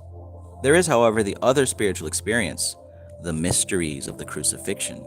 All right. 14. It is in Tiffareth that the spirit makes its contact with the mind of man, and this contact will at first be small. The supreme symbol for the birth of spiritual consciousness is provided in the Christmas story of the Christ child being born in a manger, watched over by the beasts in the field. Man is a being strung halfway between God and beast, and the spiritual consciousness is at first weak as a small child in the animal world of the psyche. that still small voice which can be so easily ignored. Interesting. So that is the symbology of Christ being born in a manger with all the animals around. Man is a being strung halfway between God and beast, and the spiritual consciousness is at first weak as a small child in the animal world of the psyche. So that answers that question. You guys can remember that next time you're talking to your Christian friends. Lily June, peace, peace. 15. But the child, given protection, grows gradually, learning the facts of its new physical existence, until eventually it becomes as a man, and with the spirit, not only a man, but as a king amongst men. You guys seeing the parallels between like the elemental spirits and the sun itself and the relationship, right? And we also talked about, like you said, the symbolism of Superman or even Goku or Captain America. Somebody also mentioned all of these point to a similar essence here. But look what he's saying here. But the child, given protection, grows gradually, learning the facts of its new physical existence, until eventually it becomes as a man, and with the spirit, not only a man, but as a king amongst men. Following the Christian symbolism, which is the exemplary way, truth and life, it will be remembered that Christ was called the King of the Jews, though, as he said, his kingdom was not of this world. In his intellectual jugglings over what is truth, Pilate might have realized that many a true word is spoken, or in his case, written, in jest. 16. Following upon the principle of kingship, which is the rulership of the spirit over the rest of the psyche. Trev, what does a unicorn represent? Following upon the principle of kingship, which is the rulership of the spirit over the rest of the psyche, the soul treads out the way of love, which is the sacrifice of the self for the benefit of others. As our Lord was crucified, though the crucifixion is not the end, but the means whereby the subsequent resurrection and ascension comes, and the establishment of divine kingship. Can you feel me? Naturally Natured says, one of my weird thoughts, we are sperm in a being, LOL. Wouldn't that be hilarious? I mean, in a way, we are. In a way.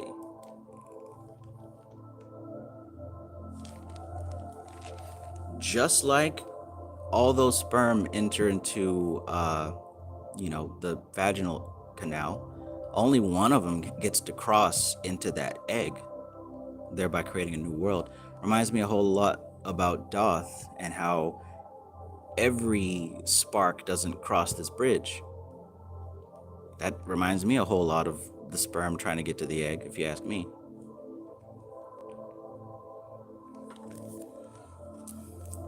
With the orgasmic light of the 777 coming down, I imagine it'd be the same going back up.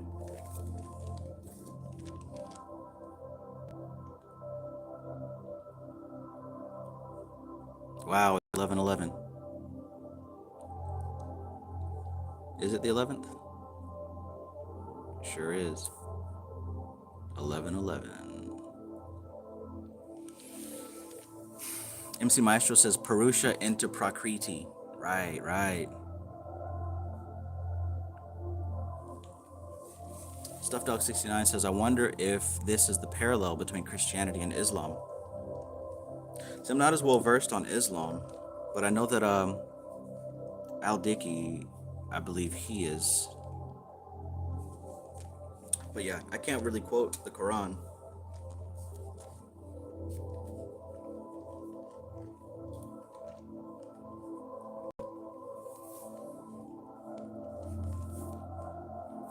But I'm positive it is. Everything comes up out of the Vedic, it seems. And if Kabbalah is also coming up out of the Vedic, then everything could relate back to it. I would not be surprised, that's for sure. I mean, I'm still going to be surprised because being surprised is fun, but I wouldn't put it past it, a put it that way. Oh, that's what you mean. So you said, I wonder if this is the parallel between Christianity and Islam, spirit and matter, because they don't believe in the resurrection.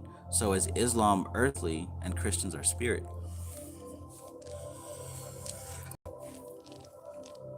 Ooh.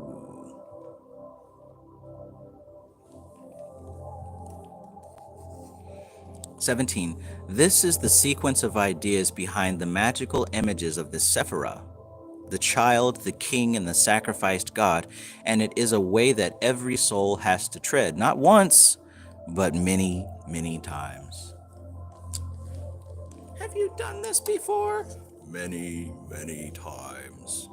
What's that from? What movie is that from?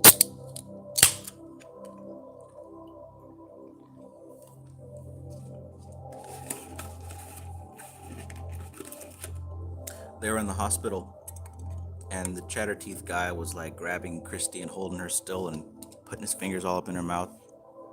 And then Pinhead and the other Hellraiser Cenobites come out, and then she's all like, have you done this before? And he's like, many, many times. He sounded so bored. I love that scene. Been doing it for so long.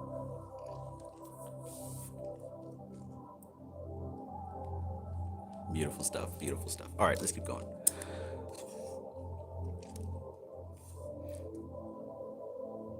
So yeah, this is the sequence of ideas behind the magical images of the Sephirah, the child, the king, and the sacrificed God.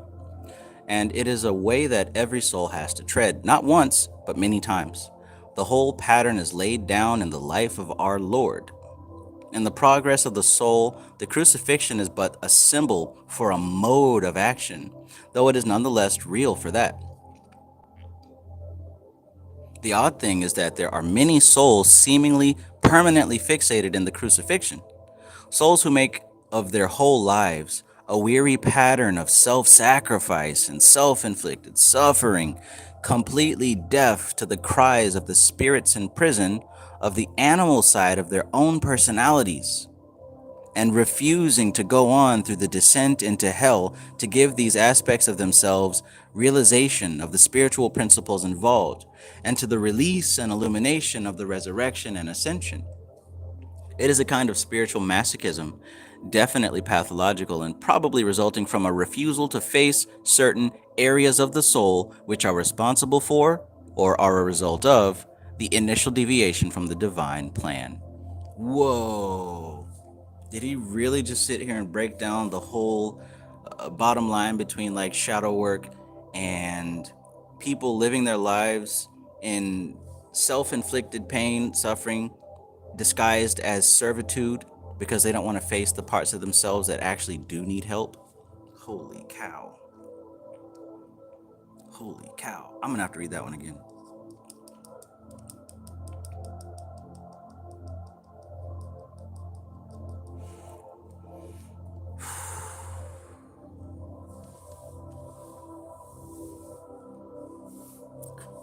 Yeah, I'm gonna have to read that one again.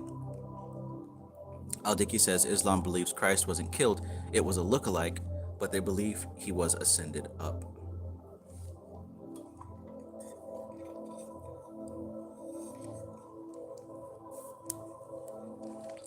Okay, pay attention to this and break this down.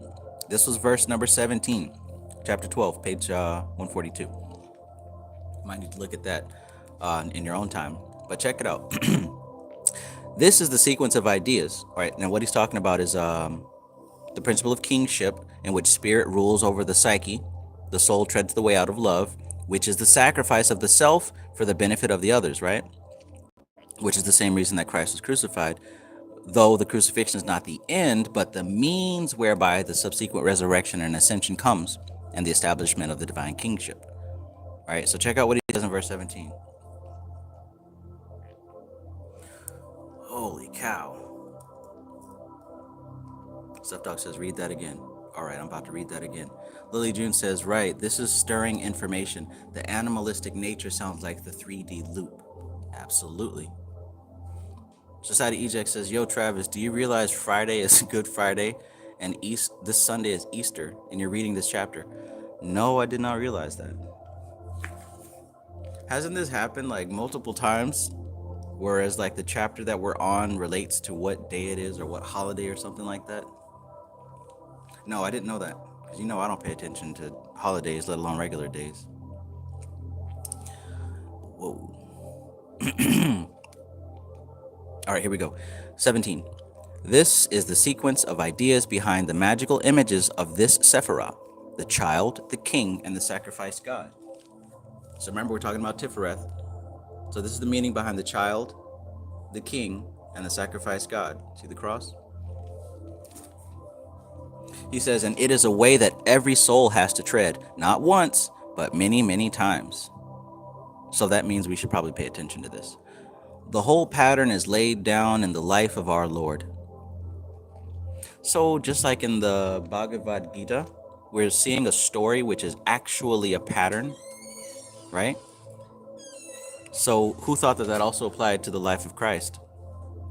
It wasn't just a story, it was actually a pattern.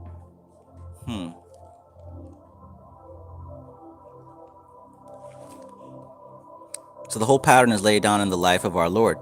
In the progress of the soul, the crucifixion is but a symbol for a mode of action,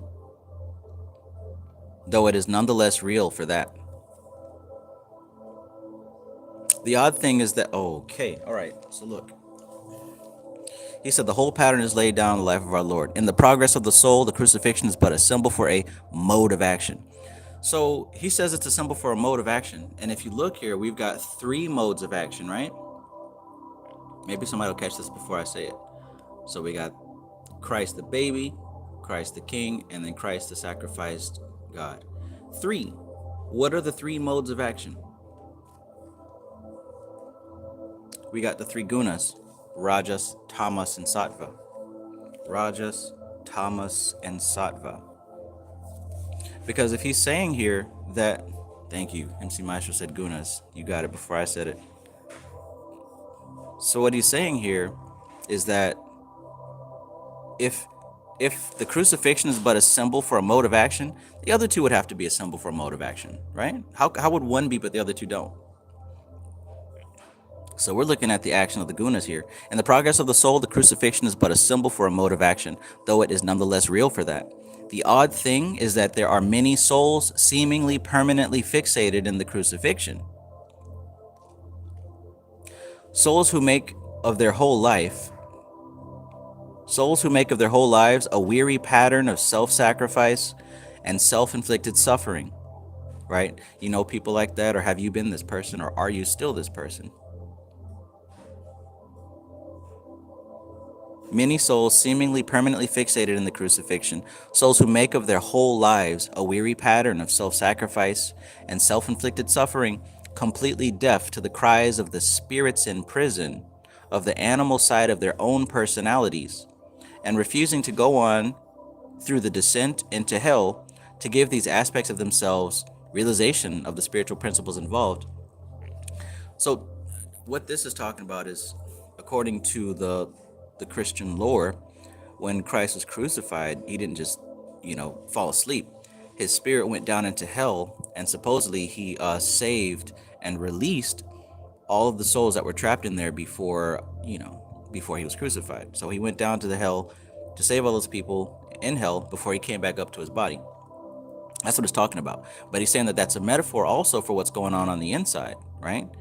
So all these people all of us who are self-sacrificing, self-inflicted suffering, but check it out, completely deaf to the cries of the spirits in prison.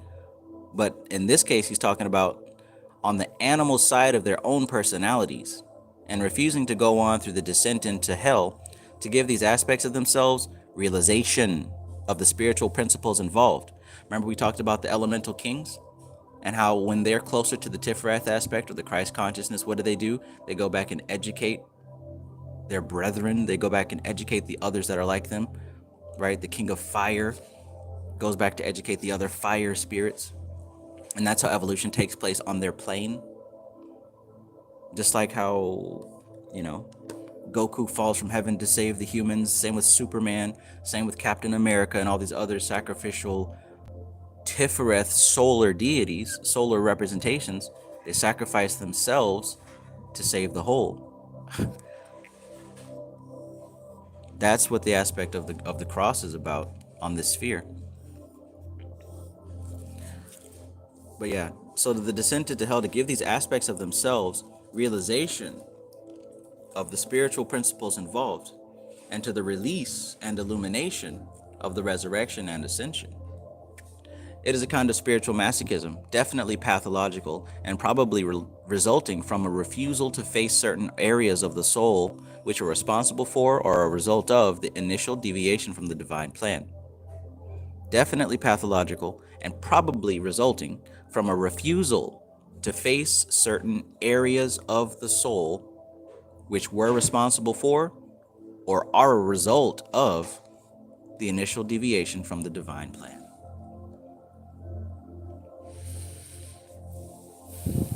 Wow.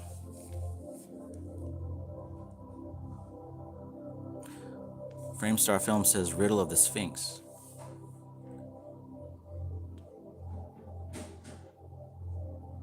So if I'm not mistaken, the Riddle of the Sphinx is what begins walking on 4 legs, in the middle walks on 2 legs, and at the end walks on 3 legs. Is that the Riddle of the Sphinx? I'm pretty sure I got the last part wrong.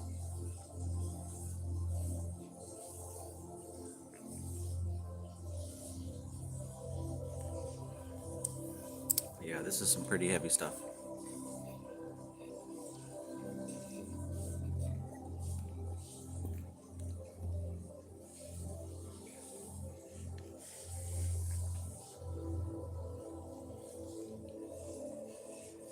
Definitely something to think about abstractly, not logically.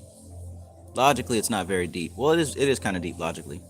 But the depth here is on the abstract level. When you really think about these symbols that he's talking about and start connecting the dots to what you already know, you'll end up pulling up some stuff you didn't know.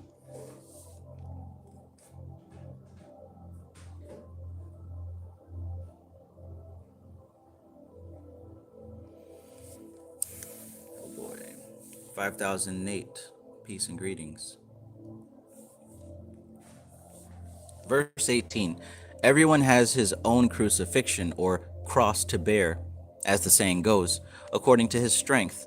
It is usually only in one or more of the last earthly incarnations that life itself is sacrificed in devotion to a principle for the welfare of others. Yes, almost done.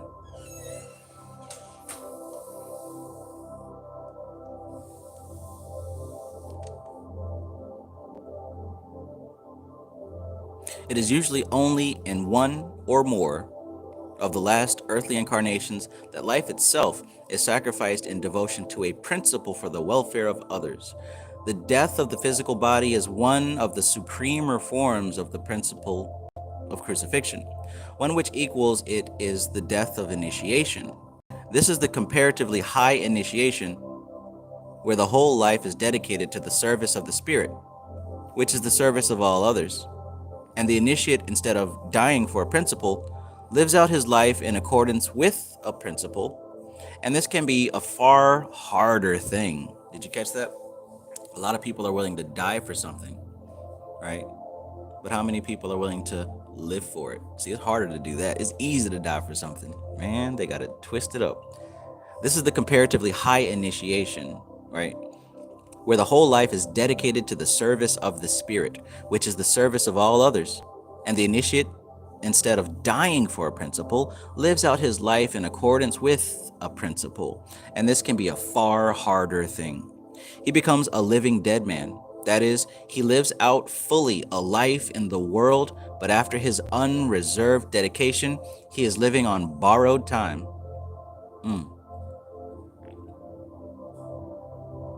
The great work comes first, whatever the cost, and so the virtue of Tiffareth is devotion to the great work.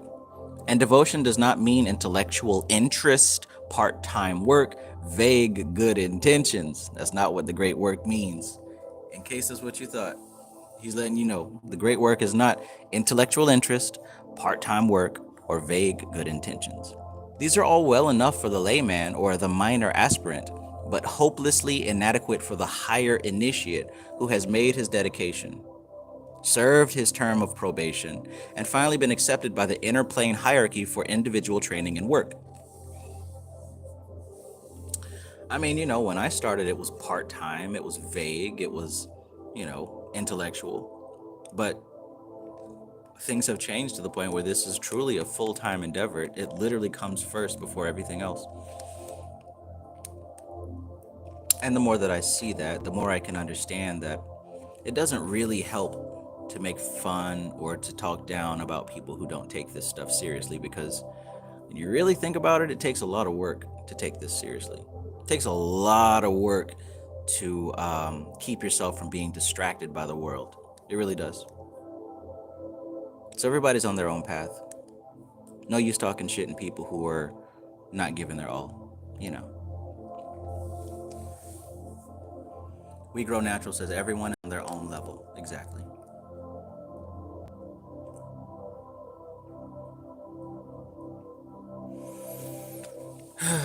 Thank you, MC Maestro. We got 40 people in the building and only 33 likes. Come on now, you know the deal. YouTube, the blind algorithm, really only responds to engagement and watch time. And I appreciate you guys watching.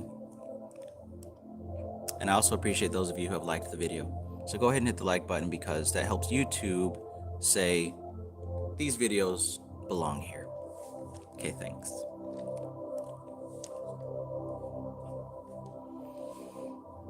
(19) On the other hand, although an unreserved dedication is called for, this does not mean that the esoteric fraternities should be coteries of fanatics. Fanaticism is an aberration. As has already been mentioned, fanaticism is a form of pride, which is the vice assigned to Tiffareth, and one very likely to come up in the initiate newly taken on individual probation by a master. Oh yeah, I've been accepted by the master, right? That's an easy way for pride to take over, right? The great work requires human beings, and when one devotes one's life to a principle, there is a right way and a wrong way to go about it.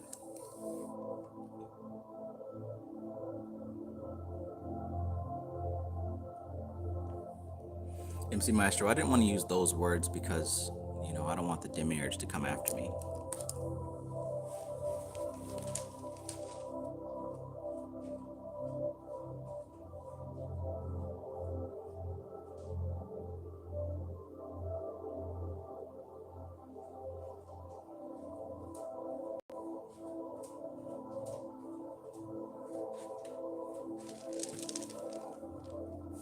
You got 72 motherfuckers in your head. The Goatians, the Goatias, a daughter broth. Y'all the ball the daughter broth. You ball the daughter broth. The demiurge. Okay, so 20. The wrong way is to become completely identified with the function of the principle, so that one becomes more of a functioning object than a human being. Ooh, that sounds like ego. That sounds like attachment, non-attachment, right? Let me read that again, because we talk about ahamkara. Ahamkara is the function of attaching to something external, right? Ahamkara ego would be like, yes, I am the YouTube book reader, and this is who and what I am. I read books on YouTube. This is me. And me developing this whole personality around that. That's ego, and that's not sufficient. That's not realistic. That's something that I do, but that's definitely not what I am. But he says here, verse 20, the wrong way is to become completely identified with the function of the principle, so that one becomes more of a functioning object than a human being. Don't do that. Don't do that. If you identify yourself with activity, or, like I said before, the political party, right? I'm a Democrat. I am a Republican, right? You identify yourself as your sexual orientation, because people do that, believe it or not. When they introduce themselves, the first thing they say is their sexual affiliation. Like, that's not a personality that is You know what I'm saying? Or even like your sports team or your career even. These things are not who you are. They're things that people do. But it's insufficient as a description of a human being. But that's what ego does. Ego attaches to those things and creates a whole new identity out of them. And he says here, you become more of a functioning object than a human being. The commonest form of this is the poor village school teacher who is not allowed to be anything but the school teacher, whether on or off duty. The other members of the community will not let her be anything else. Whenever they talk to her, it is always to the school teacher they talk, and not to a flesh and blood human being. That's how y'all treat me on Instagram. Verse 21. The right form of dedication is to retain all the human characteristics and yet to live a life entirely directed by principle. It may not call for any great outwards act of heroic virtue or showy self-sacrifice. However, it is expected that the virtues of the initiate be raised to the heroic level. Not only does it require completely ethical actions on the physical plane in the smallest details, and persistent virtue in so-called small matters is equally important as, and even more difficult than, a short burst of virtue on the grand scale. But it also requires control of the thoughts and emotions. Sounds like Jnana Yoga. As our Lord said, ye have heard that it was said by them of old time, thou shalt not commit adultery. But I say unto you that whosoever looketh on a woman to lust after her hath committed adultery with her already in his heart. I remember being young and I got mad at that verse. You ever get mad at that verse when you first heard it? It's like, man, are you kidding? I can't even look at a woman. That ain't fair. I remember getting mad about that as a kid. I understand it now, though. You ever see Maestro says, I'm still mad at it. Yeah, I ain't gonna lie. The goat tear. Allow the daughter broth. Y'all the daughter broth.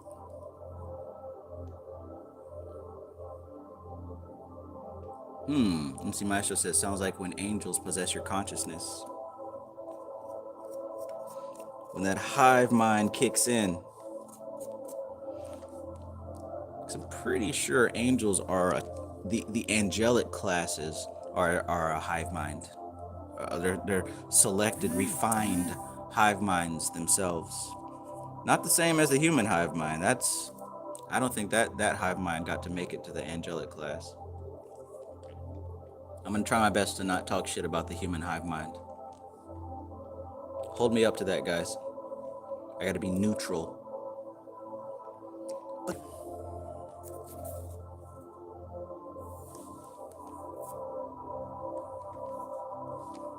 There we go.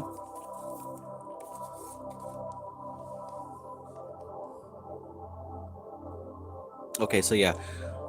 So you have heard that it was said by them of old time, thou shalt not commit adultery. But I say unto you that whosoever looketh on a woman to lust after her hath committed adultery with her already in his heart. To the occultist, every plane of being is of equal importance, and a life outwardly virtuous on the physical plane is worthless if there is not equal virtue on the inner planes. Such a condition would be one of great hypocrisy and almost spiritual pathology, for it would imply a conformance to outer law with a split in the being, dividing the outer conformity from the real, chaotic, and anarchic condition of the soul. This is why I've been trying to get y'all to analyze the different layers of self, because if there is a discrepancy, that's where your problems are, right? Because a lot of times we don't even see what our problem is. But when you look at yourself, when you look into those layers of self and you start to find where the discrepancies are, if you have the courage and strength to start to heal those discrepancies, you're going to notice that many of your problems begin to level, maybe even vanish.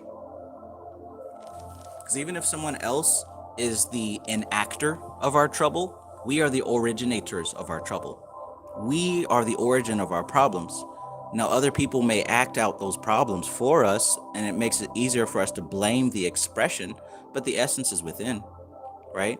Think about it. If I keep getting into relationships where my partner is abusive, you know, like my previous roommates who just left, if you keep getting into a relationship where somebody's dragging you down the stairs by your ankles, right? And you're getting beat up and shit like that. If you keep finding partners like that, you can't sit here and say that all men are evil and abusive. You can't say that. There's something going on inside of you that is attracted to that type of character. There's something inside of you that is attracted to a man who will behave like that. But if you look into yourself, whether it be your current self, your past self, your childhood, there's something inside of your psyche that tells you that that type of behavior is desirable. That tells you that that's what love is. Something inside of you is telling you that. But see, an external factor is acting out your internal essence. So you got to heal it at the essential level on the inside. You got to heal it from the inside. You can't heal it by fighting a man. You can't heal it by sinning. You can't heal it on the outside by doing toxic behaviors. And I know that, some people might get upset at hearing that. And, someone might even say, oh, you're just victim shaming. No, I'm not. There's no way to solve it until you solve it inside of yourself. I'm also not saying it's easy to do, but your answer is not going to be on the outside at all. Period.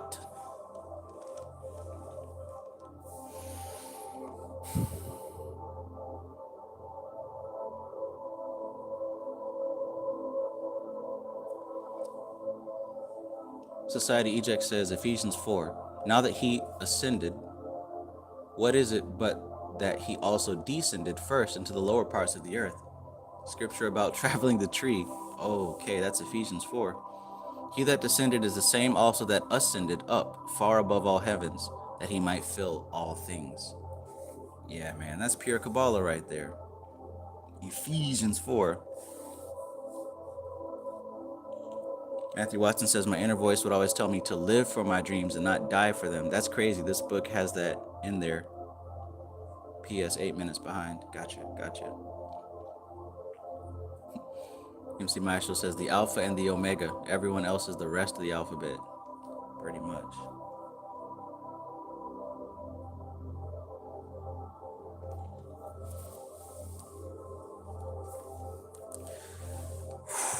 Oh boy.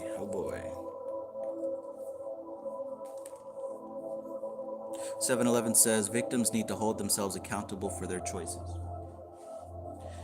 And I'm also very careful with my language, because I wouldn't even say it like that. I would say everyone needs to be held accountable for their choices, because even perpetrators, even abusers, even people who are inconsiderate, even people who are lazy, even people who are stupid, everyone needs to be held accountable for their own choices. And everyone can benefit from looking within and making sure that the choices that they make are coming from a place of genuine intent, as opposed to an echo of some feeling, right? Because most people don't think, they just respond to impulses, which is not the same thing as thinking, because animals respond to impulses. Dogs and bees and all of nature just responds to the impulses of the environment, and people do that too. But as we become more sophisticated, we begin thinking about our behavior and thinking about our actions and making informed decisions, even down to the second, right? Your whole life eventually becomes a conscious life, as opposed to an animal's life of just responding to stimulus.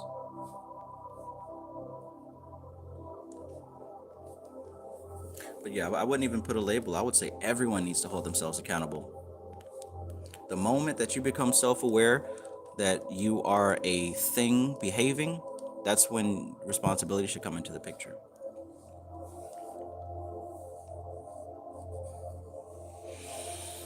Okay. So, whosoever looked on a woman with lust in her heart has already committed adultery. To the occultist, every plane of being is equal importance. And a life outwardly virtuous on the physical plane is worthless if there is not equal virtue on the inner planes. Right. Such a condition would be one of great hypocrisy and almost spiritual pathology. For it would imply a conformance to outer law with a split in the being dividing the outer conformity from the real chaotic and anarchic condition of the soul. You can put on a good mask, but what's going on behind that mask?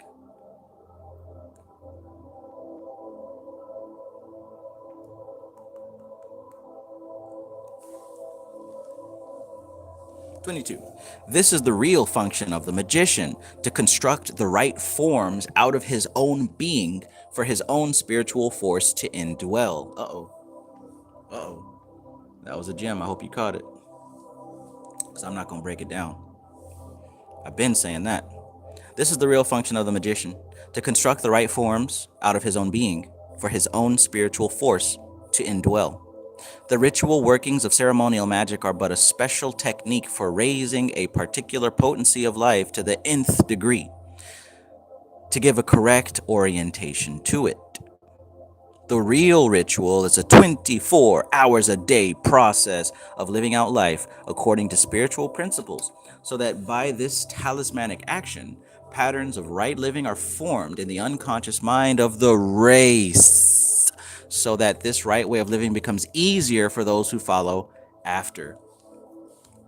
So this is how I can tell if y'all are paying attention, because I've been saying this in many different ways. And if you've been doing the work yourself, you'll start to see that this is already taking place in your reality.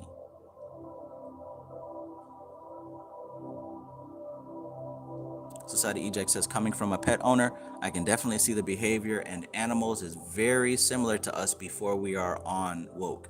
Exactly.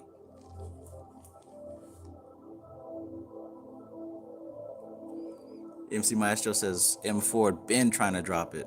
Hey.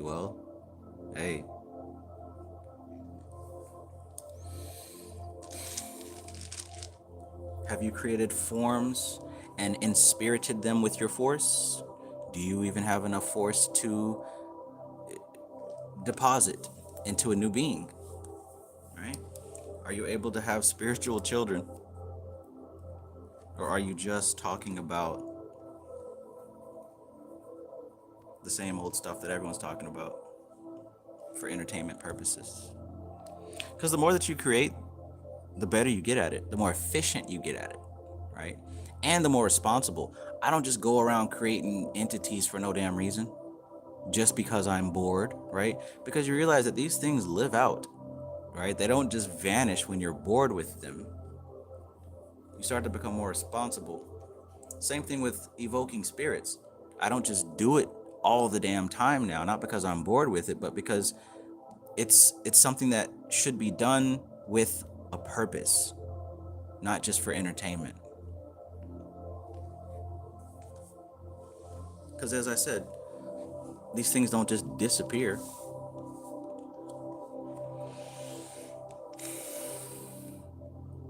And if you create something out of immaturity, right? Say for example, you first start out and you're like, Trev, give me a spell how to hex somebody. I don't care about consequences. I don't care about none of that stuff. Just tell me how to destroy somebody. I've gotten people ask me that, and I usually just ignore them past that point, because there's no talking any sense into them. So it's best if I just ignore them at that point. Because here's the thing. Say somebody hurts your little feelings, and then you sit there and you create some kind of demon and summon a demon to go ruin their life or whatever, and say it actually works, right? Now you might get a little short burst of pride because you got your little revenge, right? But it doesn't fix anything. Now both of y'all are suffering. Now years go by, time goes by, right? You're better off, they're better off, but guess what? That force of destruction you created is still at worst case scenario. Well, there's many worst case scenarios. On one hand, they're still causing that other person trouble. On another scenario, that thing might have come home to mommy or daddy, and now it's causing you trouble, and you don't forgot about it, so you don't know why you keep having this bad luck, right? But you said you didn't care about the consequences. Remember that? Remember 3 years ago when you asked me what demon to use to destroy somebody's life, and now your life is in shambles and you don't remember why? That's why it takes a level of maturity to really work with this stuff, right? It's not about hexing and hurting people, because what goes around comes around. Like, it doesn't just go away. But you can't see that if you're in your feelings. So please get out your feelings.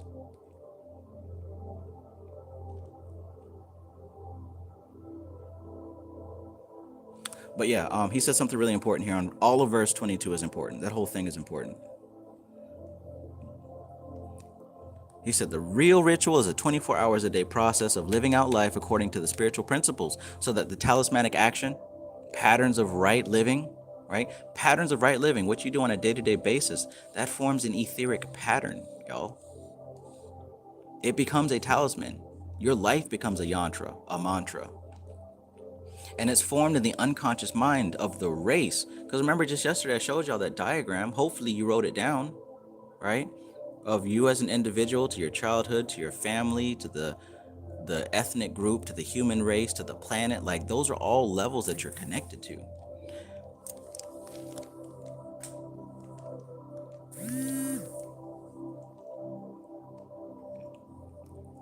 But it said this pattern of right living formed in the unconscious mind of the race, so that this right way of living becomes easier for those who follow after. When you start living your lifestyle seriously like this, it forms a prototype. So now others who may be associated with you, they now have the opportunity to also live their life in that way if they want to. So they begin to find that they get into this stuff and learn it easier because you're making the effort to do it. You see how this works? Christ died for our sins so that we may have everlasting life. You see what that is about now? It isn't so much about, okay, I can do what I want because Jesus forgave me. No, silly rabbit. Christ lived in a certain lifestyle, which was a pattern that can be followed. And because he sacrificed his life to create it into a pattern to be followed, now it's easier for you to do it as a Christian. That's what the TIPHARETH energy represents. So don't get stuck on Jesus as a character, as a person. Look at what's happening here. MC Maestro says karma yoga. Exactly. Bing, bang, boom. Bing, bong.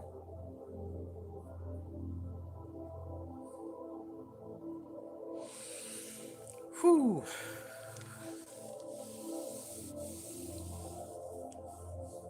Okay.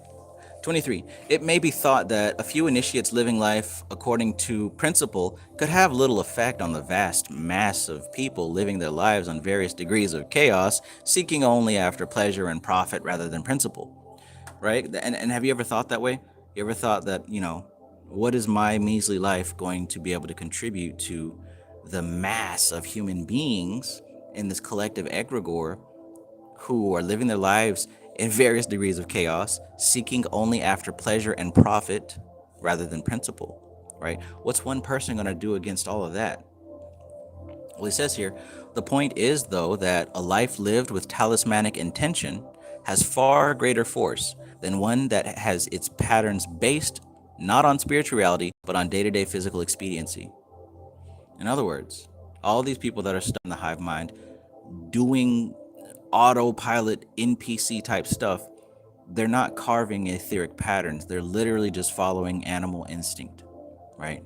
But for you to take that same potential energy and use it to intentionally carve a specific lifestyle, it can be so powerful and potent that it can snap some of these people out of degrees of their autopilot. That your life is an example. You live the example. I can show you better than I can tell you. Talk is cheap. So yes, even one person can change the world based on the lifestyle they live, not just by what people see, but also on a very subtle level. Imagine changing the world, not by marching, not by setting stuff on fire, not by making YouTube videos about we gotta save and we gotta do this, but imagine simply by living. Right? What did he say? Be the change that you want to see in the world. Just imagine.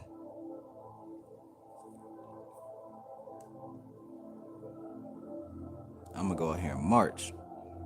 When I get bopped upside the head with a tear gas canister, I'm gonna get mad at you for doing that. Even though I had no business being out there.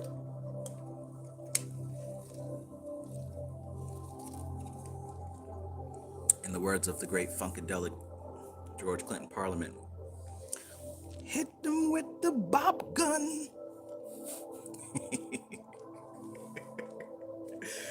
Canister. I mean, it's funny, but it's not funny. You know, those people are very passionate about what they do. They believe in it. The intention is well placed, I'm sure. But if you study history, you'll know that doesn't work. That's not how change is made. It sounds good on paper and it looks good on the internet, but that's not how change is made. You know that.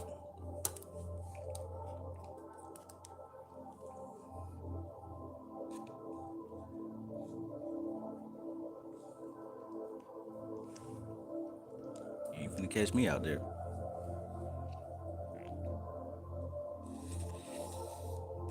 More damage can be done when you're not seen, not in the herd.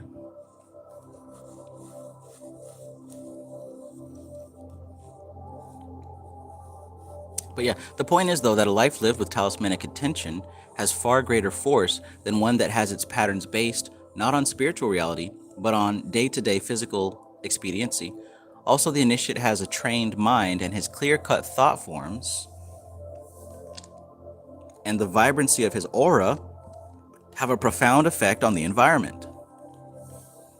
Let me read that again. Also, the initiate has a trained mind. Maintain your frame. And his clear-cut thought forms,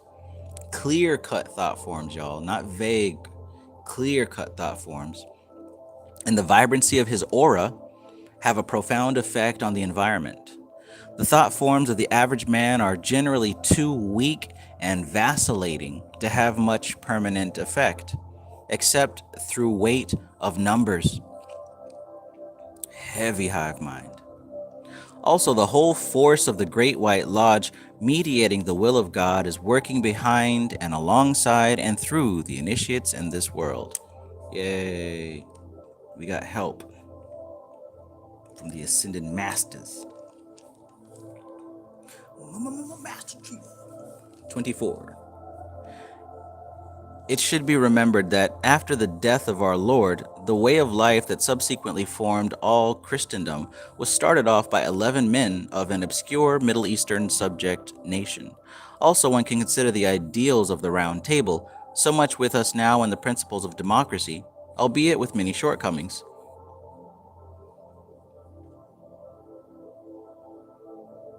One can imagine how little of his ideals the original Arthur could have consistently achieved physically, yet the ideal lived on through the heyday and decline of feudalism, through the rise and decline of the merchant guilds, through the rise and decline of the 19th century factory-owning bourgeoisie, until our own more or less democratic times of round-table conferences and equality for all in theory, if not yet in practice.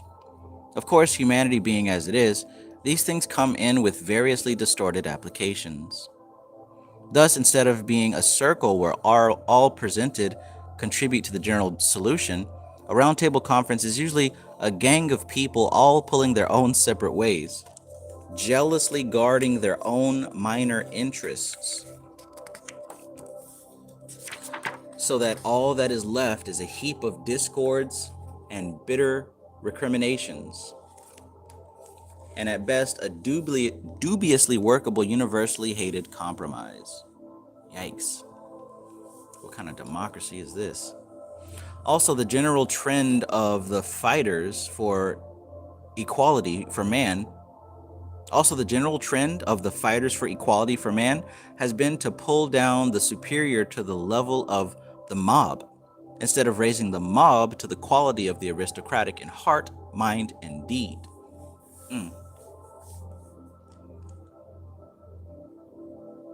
Did you catch that? Also, the general trend of the fighters for equality of man, right? The general trend for those who fight for equality has been to pull down the superior to the level of the mob, right? So we pull the leader down to mob mentality instead of raising the mob up to the quality of the aristocratic at heart, mind, and deed. I remember the Black Panther Party being successful at doing this. Also, the early Nation of Islam, right? See, it wasn't that the leader of these movements in the early days, they weren't They saw that the people of the time were hurting and were being treated unjustly. So they weren't somebody who was angry and went out trying to cause havoc and chaos. No, the leaders of these groups were extremely sophisticated. They were so sophisticated that they made the groups sophisticated, right? They took these people and trained them in sophistication. So now they're dressing better. They're dressing uniformly, right? They're walking in power consciously. Not an angry gang or an angry mob of people ready to fight. No, they were intelligent. They spoke with intent, right? Malcolm X spoke at Ivy League colleges. You don't get there just being mad. You go there when you have a freaking purpose, a purpose so strong that other people can see it and they begin to refine themselves into their better aspects. Not a clone of the movement, but the movement should be so pure that the people involved with it want to purify themselves so that they can represent purity. You see the difference there?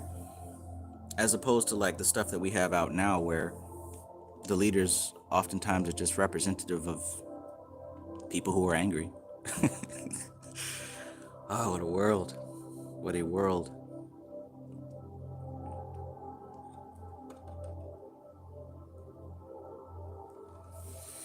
Stuff Dog says, sounds like the Moors. Exactly. Exactly.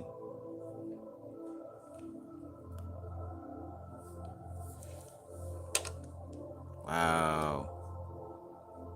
Society Ejects put a circus tent. So I saw, I think it was, who was it?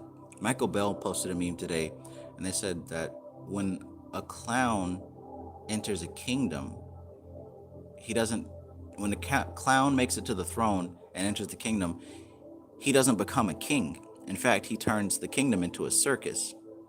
I think that's a great quote illustrating what was just said here. When a clown steps onto the throne, he turns the kingdom into a circus. But when a king enters the circus, he turns it into a kingdom. But that's the Tiffareth energy right there, right? We're not changing the subject. That's the Tiffareth kingdom, the center affecting the whole, right? The center affecting the whole, just like Tiffareth, the center affecting the whole. The quality of the Christ consciousness is the quality of the rest of the tree.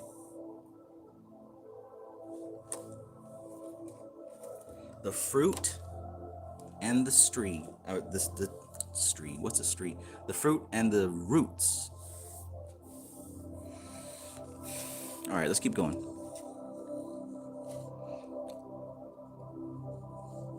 So he was talking about the round table and democracy and how instead of it being a group of people working together for the good of the whole thing, instead of that, now we just have a bunch of people who are jealous and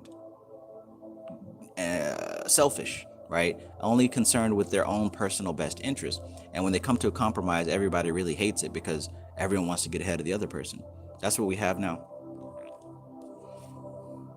Dubiously workable, universally hated compromise.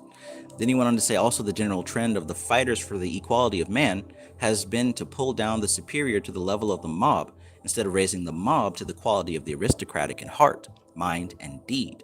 But there is plenty of evolutionary time left to run even if humanity does give itself a setback of several hundred or thousand years by temporarily solving its difficulties with hydrogen bombs.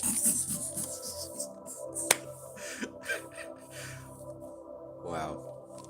But there's plenty of evolutionary time left to run, even if humanity does give itself a setback of several hundred or thousand years by temporarily solving its solutions with hydrogen bombs. Well, he's not wrong. 25. The only final solution, Hitler's final solution. The only final solution to humanity's problems is by the universal realization of the vision of the harmony of things in Tiffareth, which implies the supreme ethic of service, and this is symbolized by the way of the cross. Thus, one of the most important symbols of Tiffareth is the cross, whether in its form of the Calvary cross of black, with 3 black steps leading up to it, or the gold equal-armed cross with a rose of red blooming at its center. The Calvary cross represents the way of self-sacrifice for the benefit of others, and it is the only way by which man can return to his spiritual home. Imagine, guys, they didn't have the internet back then. So it's like they couldn't connect on an internet forum and talk about this stuff.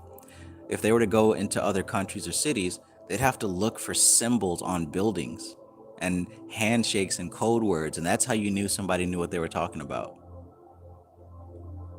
Whole different world. You can't fake it till you make it like that.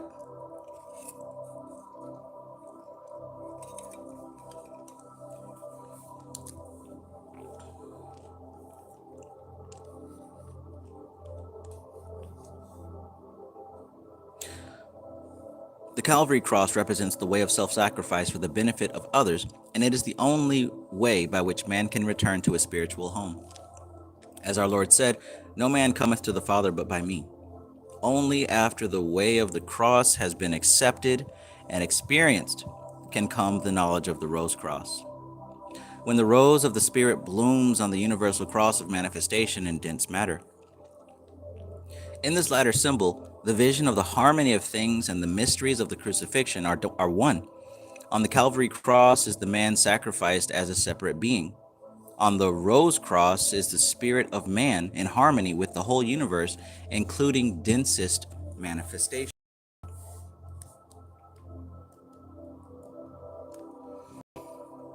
27. The principle behind the Calvary cross is that of the way shower who descended into the corruption of human existence on earth and showed the formula of redemption. Christ came and showed these people the formula of how to become liberated, just like any guru who truly studies his science. That's what happens naturally. As you begin to shift out of animal hive mind nature, you start to live in a new pattern, a pattern of freedom and liberation. And those who are associated with you begin to pick up on that pattern, whether directly or subtly. And they begin to change their lives, and the pattern repeats. People around them begin, or the few people who are ready, begin to follow them and adjust their lives accordingly, and it repeats and it repeats. That's how you help and heal and fix and save the world, not by trying to force somebody to read about Kabbalah and yoga. You will help way more people simply by living right, because you don't know what it's going to take for somebody to change. You can tell somebody they need to stop drinking, or tell somebody they need to stop dating jackasses who are going to punch them in the face every night. You can tell somebody that, but they're not going to stop doing it. They have to see it and realize it on an experiential level.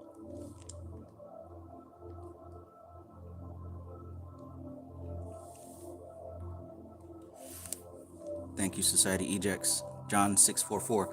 No man can come to me except the Father. No man can come to me except the Father which hath sent me draw him, and I will raise him up at the last day.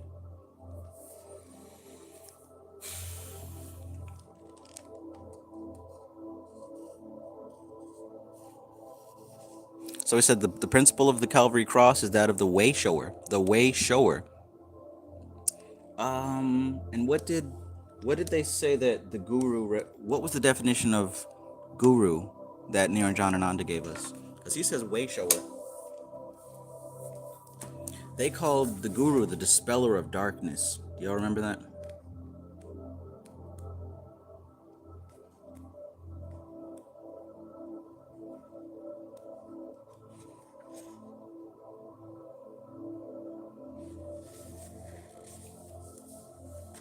Yeah. If you look in the Paths of Poverty and Nivritti, even on page 50, he's talking about the task of the guru to transform the deluded, narrow, and negative thoughts of the disciple. The guru helps you achieve this by fine-tuning your mind and guiding you through an understanding of what you are reacting to in life. The guru's first task is to transform the disciple's thought process so it is possible to perceive the positive aspects of life. This is what we're doing.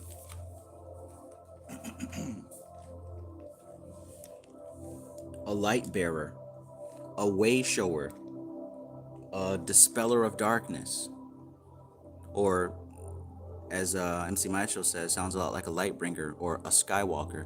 Ooh.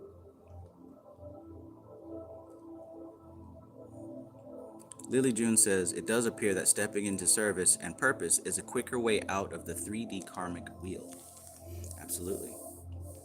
Because you're heading now into the direction that is outside of karma. Non-attachment.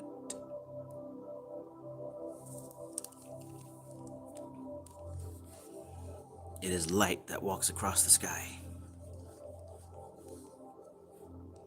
So yeah, the principle behind the Calvary Cross is that of the way shower, who descended into the corruption of human existence on earth and showed the formula of redemption. The principle behind the Rose Cross is that of the way shower, who remained out of manifestation, holding the perfect pattern of what man should be. Look, who remained out of manifestation, holding the perfect pattern. We talked about patterns on these different levels, right? Incarnating into a dense physical body, you're living on a pattern of death. That's why everything here is designed to die. But when we start messing around with different patterns, frequencies, vibrations, which are symbolized by mantras, yantras, archangels, and all these other things, those represent symbols and frequencies that do not die because they're perfect, they're sustained. The life of the way shower is a life that is a representation of that eternal pattern. And the salvation is through one who also adopts an eternal pattern within their life, which takes them out of death and into eternal life. Nothing to do with morality and good behavior. Everything to do with consistency, discipline, intention, focus. So the principle behind the Rose Cross is that of the way shower who remained out of manifestation, holding the perfect pattern of what man should be, untainted by corruption.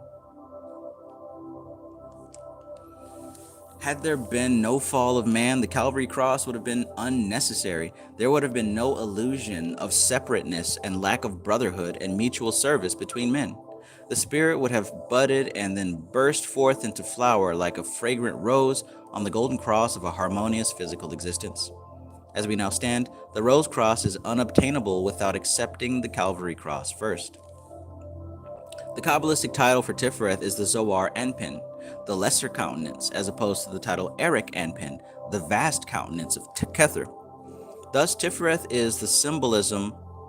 in this symbolism is conceived as Kether on a lower arc, the source of the spirit, not at the fount of creation, but in the midst of it.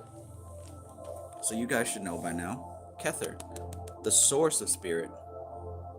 But Tifhareth is Kether on a lower octave. This now represents that source of spirit in the midst of creation. From Shiva down to Shiva within Shakti, from Purusha to Purusha within Prakriti. This would also be represented as Buddhi, or the higher self, which is pure consciousness within matter. Buddhi, the realized self, the highest intellect. I know now that I am God within nature. I know that now. That's what this represents, that realization. I am that I am.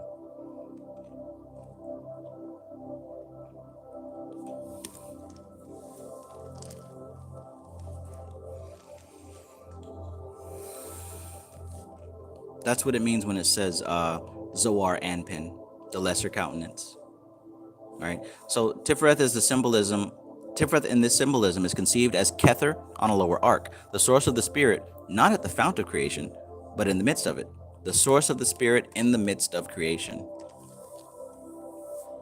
Alternatively, these titles of the vast countenance and the lesser countenance are put in their Greek form of macroprosopos and microprosopos, and then Malkuth, the physical world, is known as the bride of microprosopos. Do you guys remember in Revelation they talk about the bride of Christ is the church? You know they're talking about Malkuth, right? Whoa.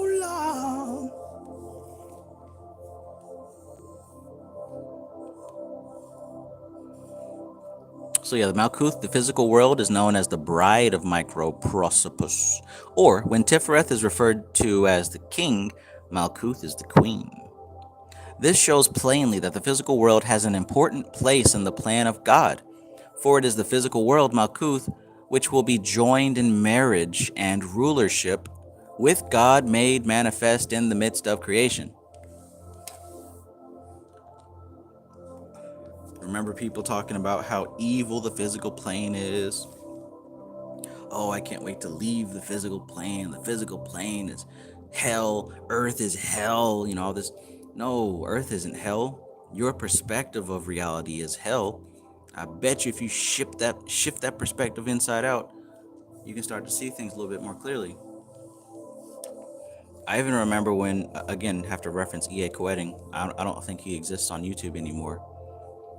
It's crazy how you can just disappear like that.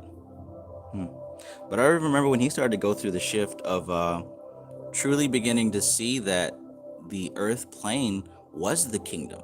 In his words, he was talking about rebuilding the infernal empire on earth. That was the intention. And he was absolutely right. I think that he was also deep in the science, but he was kind of bound to speak in the terms that he spoke in. The infernal hierarchy and all the, you kind of have to play your role. Same way with, like MC Maestro said, with Michael Ford and all those guys. Like, yeah, you have to speak it in your language, right? But you get to a certain level where you realize that Malkuth, earth, is not hell. It's not something to run away from. It's part of the divine system. Because Malkuth is a reflection of Kether. Stuff Dog says heaven on earth. Revelations, right? Yeah, this isn't hell. You're still in the Garden of Eden. What was cast out was your awareness of that. Because we get so caught up in what other people are doing, we lose sight of what we are here to do. Don't give a damn what these people doing. Who slapping who? I don't care. The same way that the solar flare slapped the earth, Will Smith, who is a TIPHARETH symbol, slapped Chris Rock, which represents the earth. Solar flare slaps the earth. All those damn solar flares we had during the last week. Even if that shit was scripted, even if it was planned, cool, whatever, but as above, so below. The cosmos always reflects itself on the physical plane. But instead of getting caught up in the forms and the names of things, we got to look below the surface and see what's happening on the subtle levels. Who gives a damn who slapped who?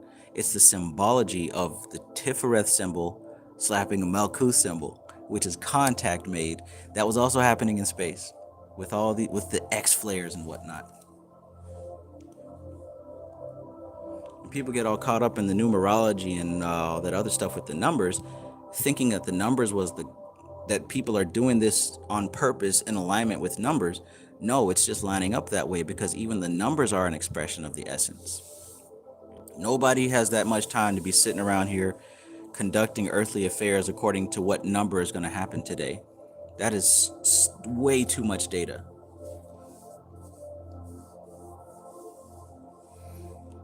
Lily June says, that was for me. A shift in my perspective. I kind of wanted my wings back, but this earth plane can be good. That's the thing, you never lost your wings. You just lost awareness of the aspect of you that has those wings. It's all still there. It's just the perspective has been shifted. They haven't been lost. Nothing is lost. It's still there. Your mind has changed. You remember being a kid? And talking with the fairies and talking with your friends who no one else could see, playing with your toys and all that stuff. That was a state of consciousness you were in.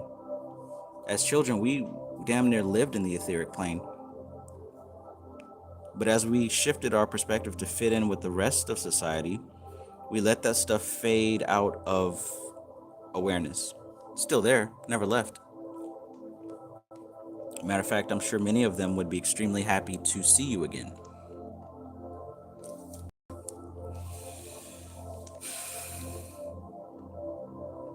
$30. It is this which is implied in the revelation of St. John the Divine, and I, John, saw the holy city, New Jerusalem, coming down from God out of heaven, prepared as a bride adorned for her husband. And further, and there came unto me one of the 7 angels, and talked with me, saying, Come hither, I will show thee the bride, the Lamb's wife. And he carried me away in the spirit to a great and high mountain, and showed me that great city, the holy Jerusalem, descending out of heaven from God.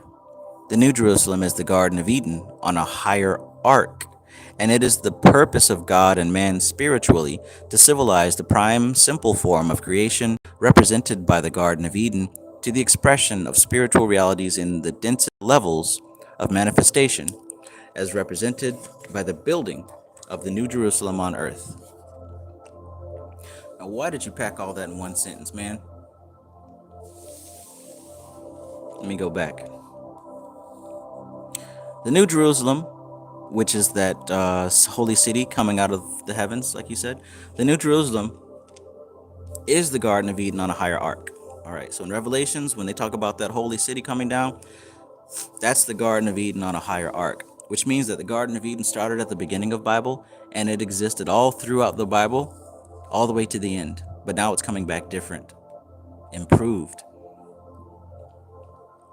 modern, updated, upgraded, perfected.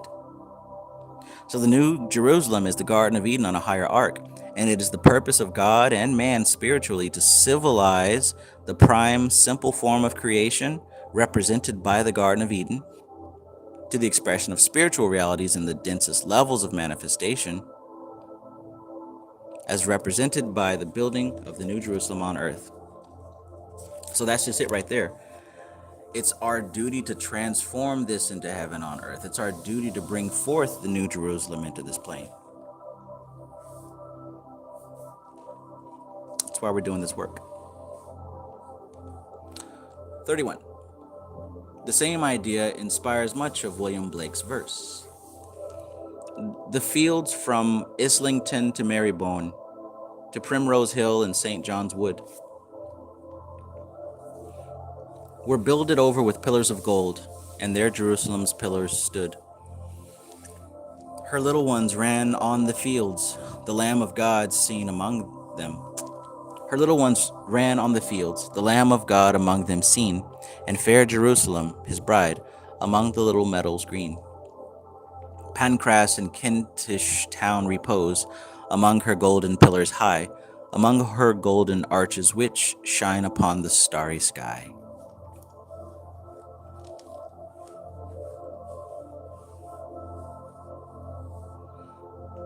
Reminds me of some of those clips I've seen of Krishna as a child. Yeah, supposedly there is a level of existence in the Vedic cosmology where Krishna is a child playing with human children who used to be ascended masters. They're all playing together in harmony and peace.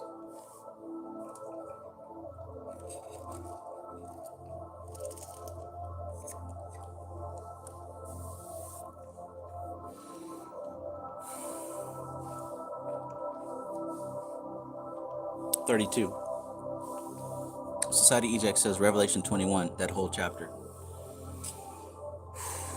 I'm gonna have to go back through it with new Qabalistic eyes. Okay, 32. Anyone having any knowledge of some of these London districts will have a very fair conception of the gap between vision and reality.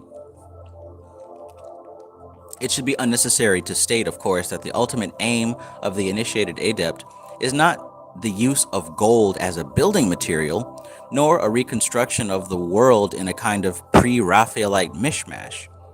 However, it is perhaps well to emphasize the fact, for it is little more fatuous than the idea that because they often use Judaic symbolism and impose oaths of secrecy, that Western esoteric schools are secret agents of international Zionism, which was an accusation made against them some years ago when anti-Semitism was more fashionable. And you can still see this echoed today. There's a lot of these conspiracy people talking about how, these secret societies are run by the Zionists and the Jews are doing this, that, and the third, simply because of the words used, right? Like in the symbolism. He said, however, it is perhaps well to emphasize the fact, for it is little more fatuous than the idea that because they often use Judaic symbolism and impose oaths of secrecy, that Western esoteric schools are secret agents of international Zionism, which was an accusation made against them some years ago when anti-Semitism was more fashionable. 34. Of the remaining symbols commonly assigned to Tifhareth, the cube, though at first sight a chesed symbol, can correspond to Tifhareth because of its 6 faces. The truncated pyramid, also a 6-sided figure, has implicit in its form the suggestion of its apex, which would be Kether. So when you look at the dollar bill and you see that pyramid on the back, that represents Tifhareth and Kether. Now you can stop being scared of it. Though the higher levels are not actually in the form of the solid figure, which represents the form below Tifhareth, broad-based and diverse at the lowest level, and ascending towards the unity of the apical point, the Godhead. Okay, so he's describing the shape of the truncated pyramid. It's wide on the bottom, right? That represents the manifest dimension. And then he talks about how that the wide trunk at the bottom moving upwards, that's the process of the great work.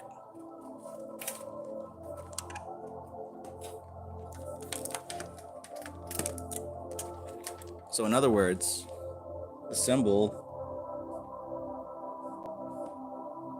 a symbol of Tifhareth, is the truncated pyramid.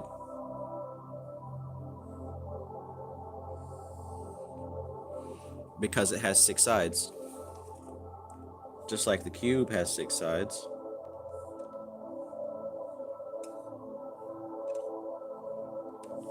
Right? 1, 2, 3, 4, 5, 6. 1 on the bottom, 2 on the top, 3, 4, 5, 6. So the truncated pyramid is a symbol of Tifhareth. Guess what else is? So when you have the truncated pyramid, this represents Kether, but technically it probably represent Kether, Chokmah, and Bina, the upper triad. So what it's showing is that this bottom represents the physical plane, where I put matter. And then this represents the path of matter to spirit. And I would also imagine that it's truncated like that because at some point you have to leave matter to become that which is beyond matter. And so it's probably the abyss that's right here. Right? That might be a representation of the abyss, which is why it's truncated. So it's almost like a mountain that we can't see the top of. Interesting stuff, huh? So I'll read that again while looking at this diagram. Oh, and by the way, if you guys don't know, because maybe somebody doesn't, who knows?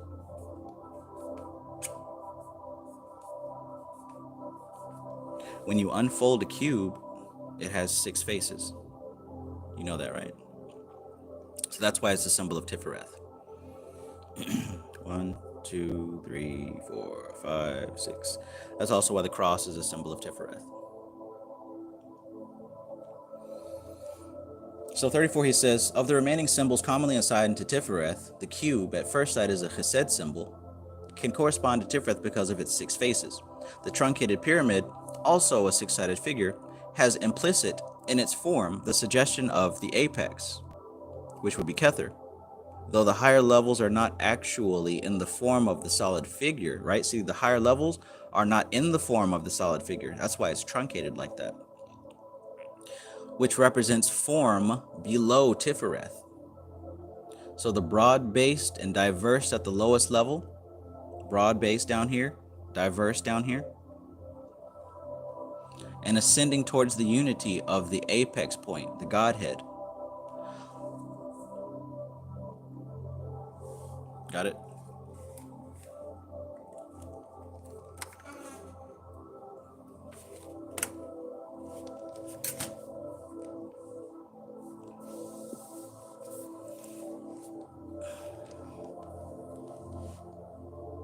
The layman is the symbol upon the breast of the magician,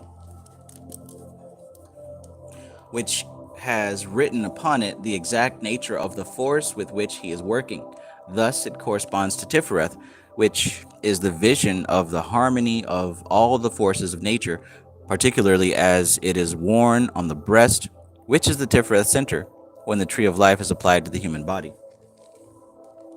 So you've seen here that Tifhareth is on the breast, on the chest. That's why they wear the layman as a symbol of Tifhareth as well. 35. In the pagan pantheons, all sun gods, healing gods, and sacrifice redeeming gods, can be applied to Tifhareth, and in their diversity can give useful clues to the many aspects of the Sephirah, whose ramifications are tremendous.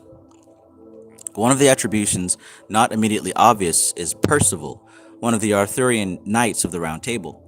In his youth, he was kept well away from knighthood by his mother, who had lost all her other menfolk in battle. But Percival eventually met some knights and, fired by their example, went a rude country youth to Arthur's court. There he slew a knight, though without armor himself, and was so ignorant of the facts of knighthood that, unable to undo his victim's armor, he built a fire and tried to roast him out of it. He was eventually taken in and trained by a kindly vavasor, and subsequently became one of the greatest knights and a grail winner.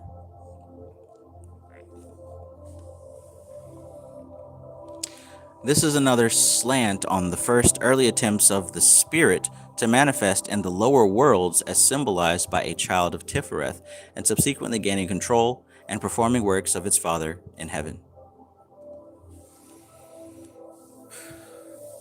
So another symbol there that we might have overlooked is like what he was saying about the baby Christ being born in the manger, of this high divine spirit being born into low animal nature. But it has a destiny to transcend the animal nature and in fact rule over it and help to create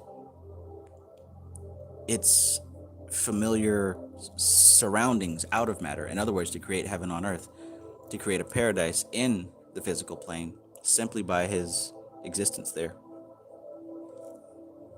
But that was one of the understories of Percival.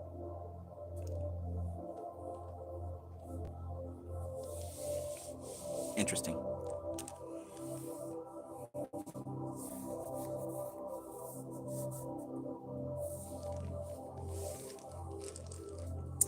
All right, so that was the end of chapter 12. Let me know if you learned something from that, if that was interesting to you, if that was worthy of your time. I certainly learned something.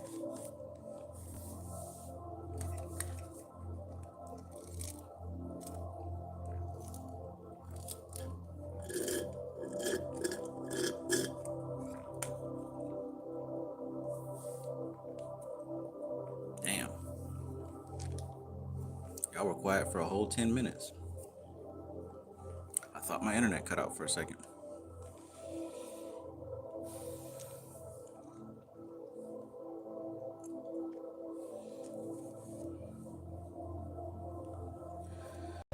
All right, well, that about sums it up.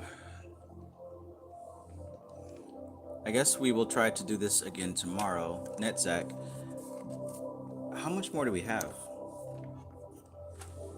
So I know we got to do Netzach, Hod, Malkuth. I think he gets into the clip off.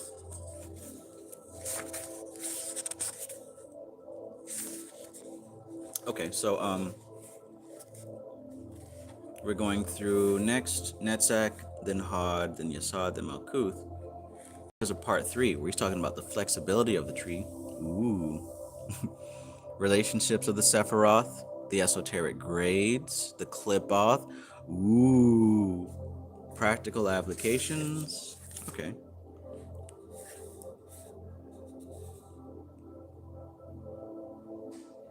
All right, so we're more than halfway done. We are more than halfway through this book. This is only part 1. There's actually a second part. Now, this is good. Number 1, because holy shit, we're digging through some high level material here. But number 2, we're learning about the spheres themselves. And the next book is going to be completely dedicated to the paths of the tree. Now, I haven't read anything like it before, so that's going to be brand new for me. And I love brand new things.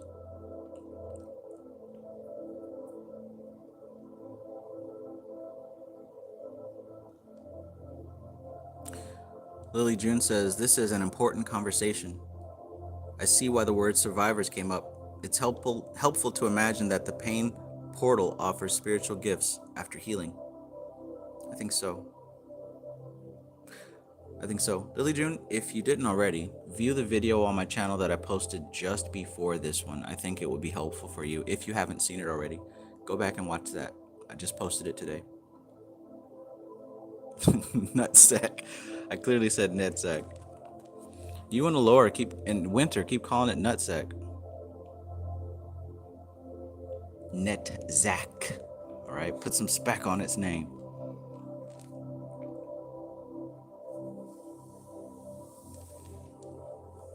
Put some speck on its name. Framestar Films asks, what's the homework for class, Trav? Is to continue with Tatwa Vision or Body of Light meditation, something else? The homework would be to continue with Tatwa Vision. And there's actually a lot of people who haven't even touched it yet. Some people haven't done Lesser Banishing. So for them, it's what they haven't worked on yet. But yeah, Tatwa Vision. And then this Thursday, we're going to get into the Inner Temple exercise. And we'll see where we go from there. Technically, that would be the end of the session. But like I said, we're going to keep rolling for just a little bit longer.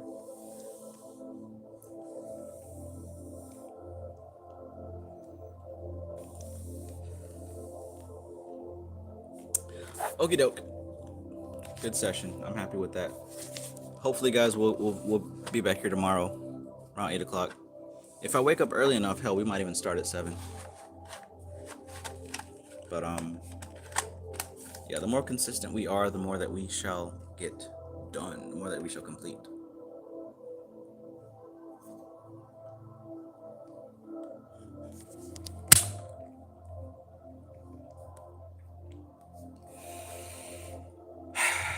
All right, a couple of words of wisdom and love and gratitude and all that stuff. Have a great evening. Keep studying, keep practicing. Keep being divine and awesome. Go check out my last video if you didn't see it already. I posted a video just before this one. And yeah, it's useful information, especially if you haven't heard it before, for sure. Okay, so yeah, I won't hold you up too long. Have a good night. Thank you for being here. Hit the like button on your way out if you haven't already. And I will see you next time. Good night, everybody. Enjoy yourselves. Be easy. Be safe. Be confident. Be grateful. Because this whole thing could be much worse, and it was much worse. But you were born at the right time. Alright. This is TK Trav, aka Travis Magus, here with LVX777. I love you guys.